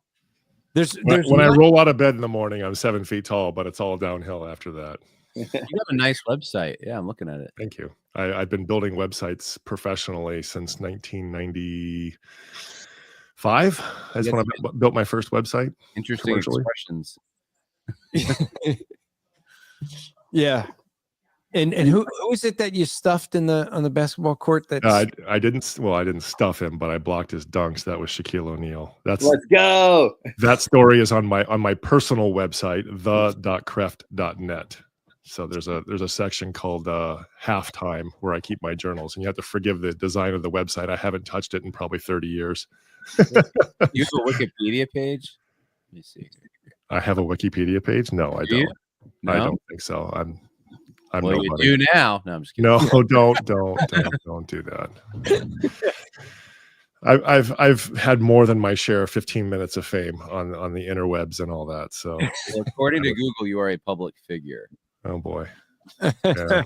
I was asked to write for Sports Illustrated. I played basketball professionally. I got in trouble. I got in trouble when my teammates got in at Northwestern, got busted for a gambling scandal, and I said, "Well, everybody knew that we were gambling."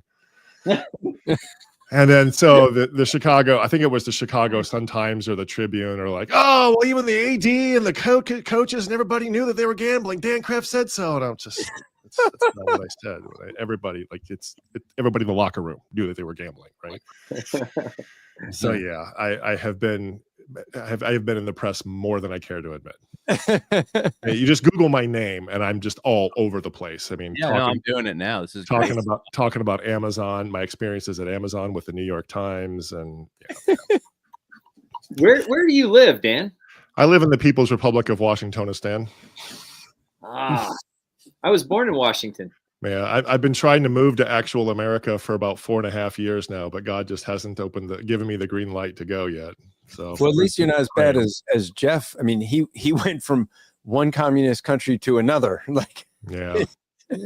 I figure if I'm going to move, it's going to be to some place. My wife says, we could stop just shy of the border and stay in Washington, and the housing is a lot cheaper. I said, there's a reason for that.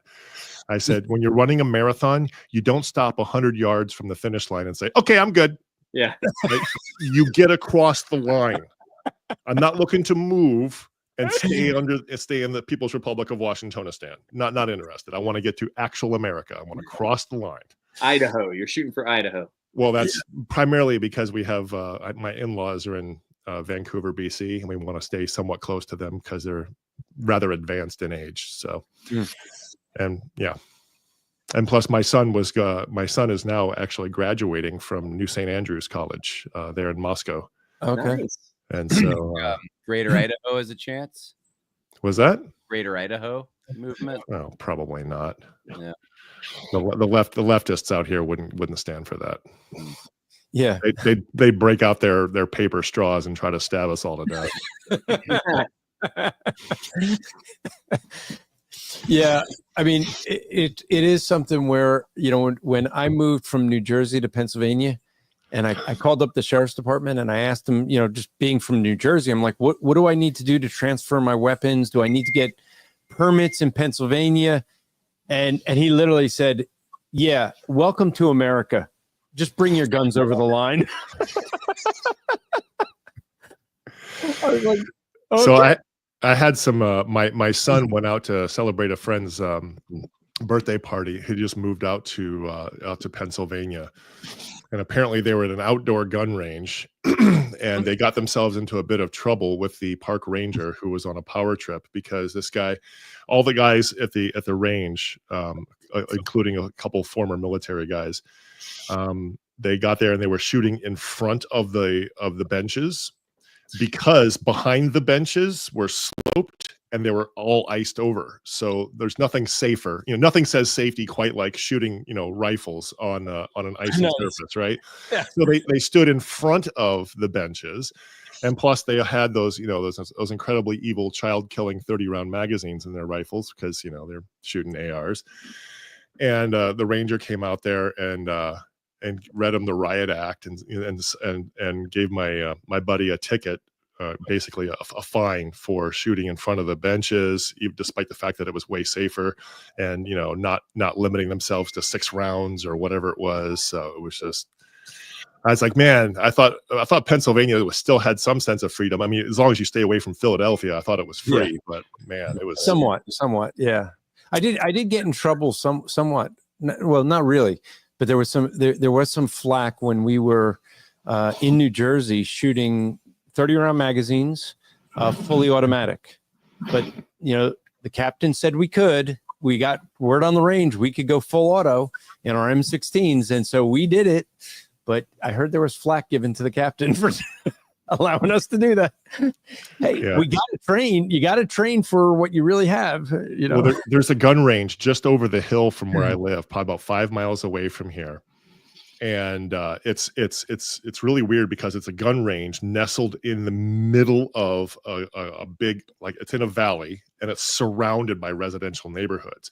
So people move in knowing there's a gun range right there, and then they start complaining because they're gunshots. It's so loud. So the gun range had this, they have this 1 round per second rule. And so if you exceed that, of course they say you can't have any more than 10 rounds in your magazine, or yada yada yada. And the neighbors will call the police. Well, one time they had I think it was the National Guard out there practicing, and these guys had full auto weapons, and they're like, well, these guys are military or the reserves or something.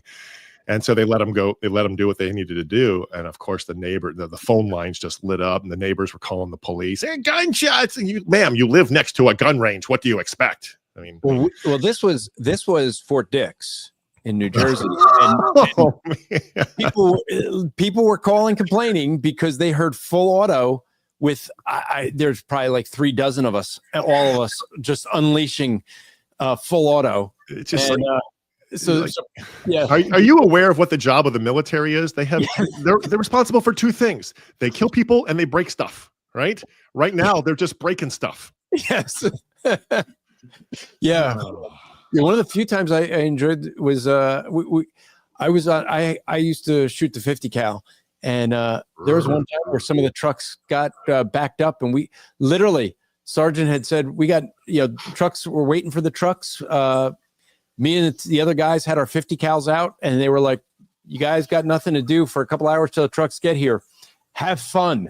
And so we spent like 3 hours just loading up 50 cal and just blasting things. There was an old tank. We just destroyed that thing. Oh, it was fun. So one of my late brother's platoon mates, they were involved in a firefight in Afghanistan, and they're basically just shooting up at the hills. They can't even see the guys who are shooting at them, right? So there's a firefight, and then everything calms down. And the next thing you know, you hear this automatic, I don't know what the designation is for it, the automatic grenade launcher. Mm-hmm. So my brother was on the automatic grenade launcher, and he just starts screaming at the top of his lungs and just launching like an entire box of grenades into the hillside, right? And he's just like, ah! And then when he gets done, he ran out of grenades, and he just kind of looks over sheepishly. He's like,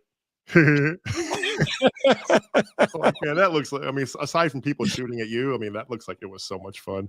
Yeah. Well, I want to thank you guys for coming on. Next week, let you guys know we will have a show next week, even if the website is still kind of acting up. We will have Peter Hammond. He's been on before. He has a ministry to video gamers. But he did an article about the virtual church and the need for meeting in a physical church. There are still, so many years after COVID, there are still churches that are meeting mostly virtually.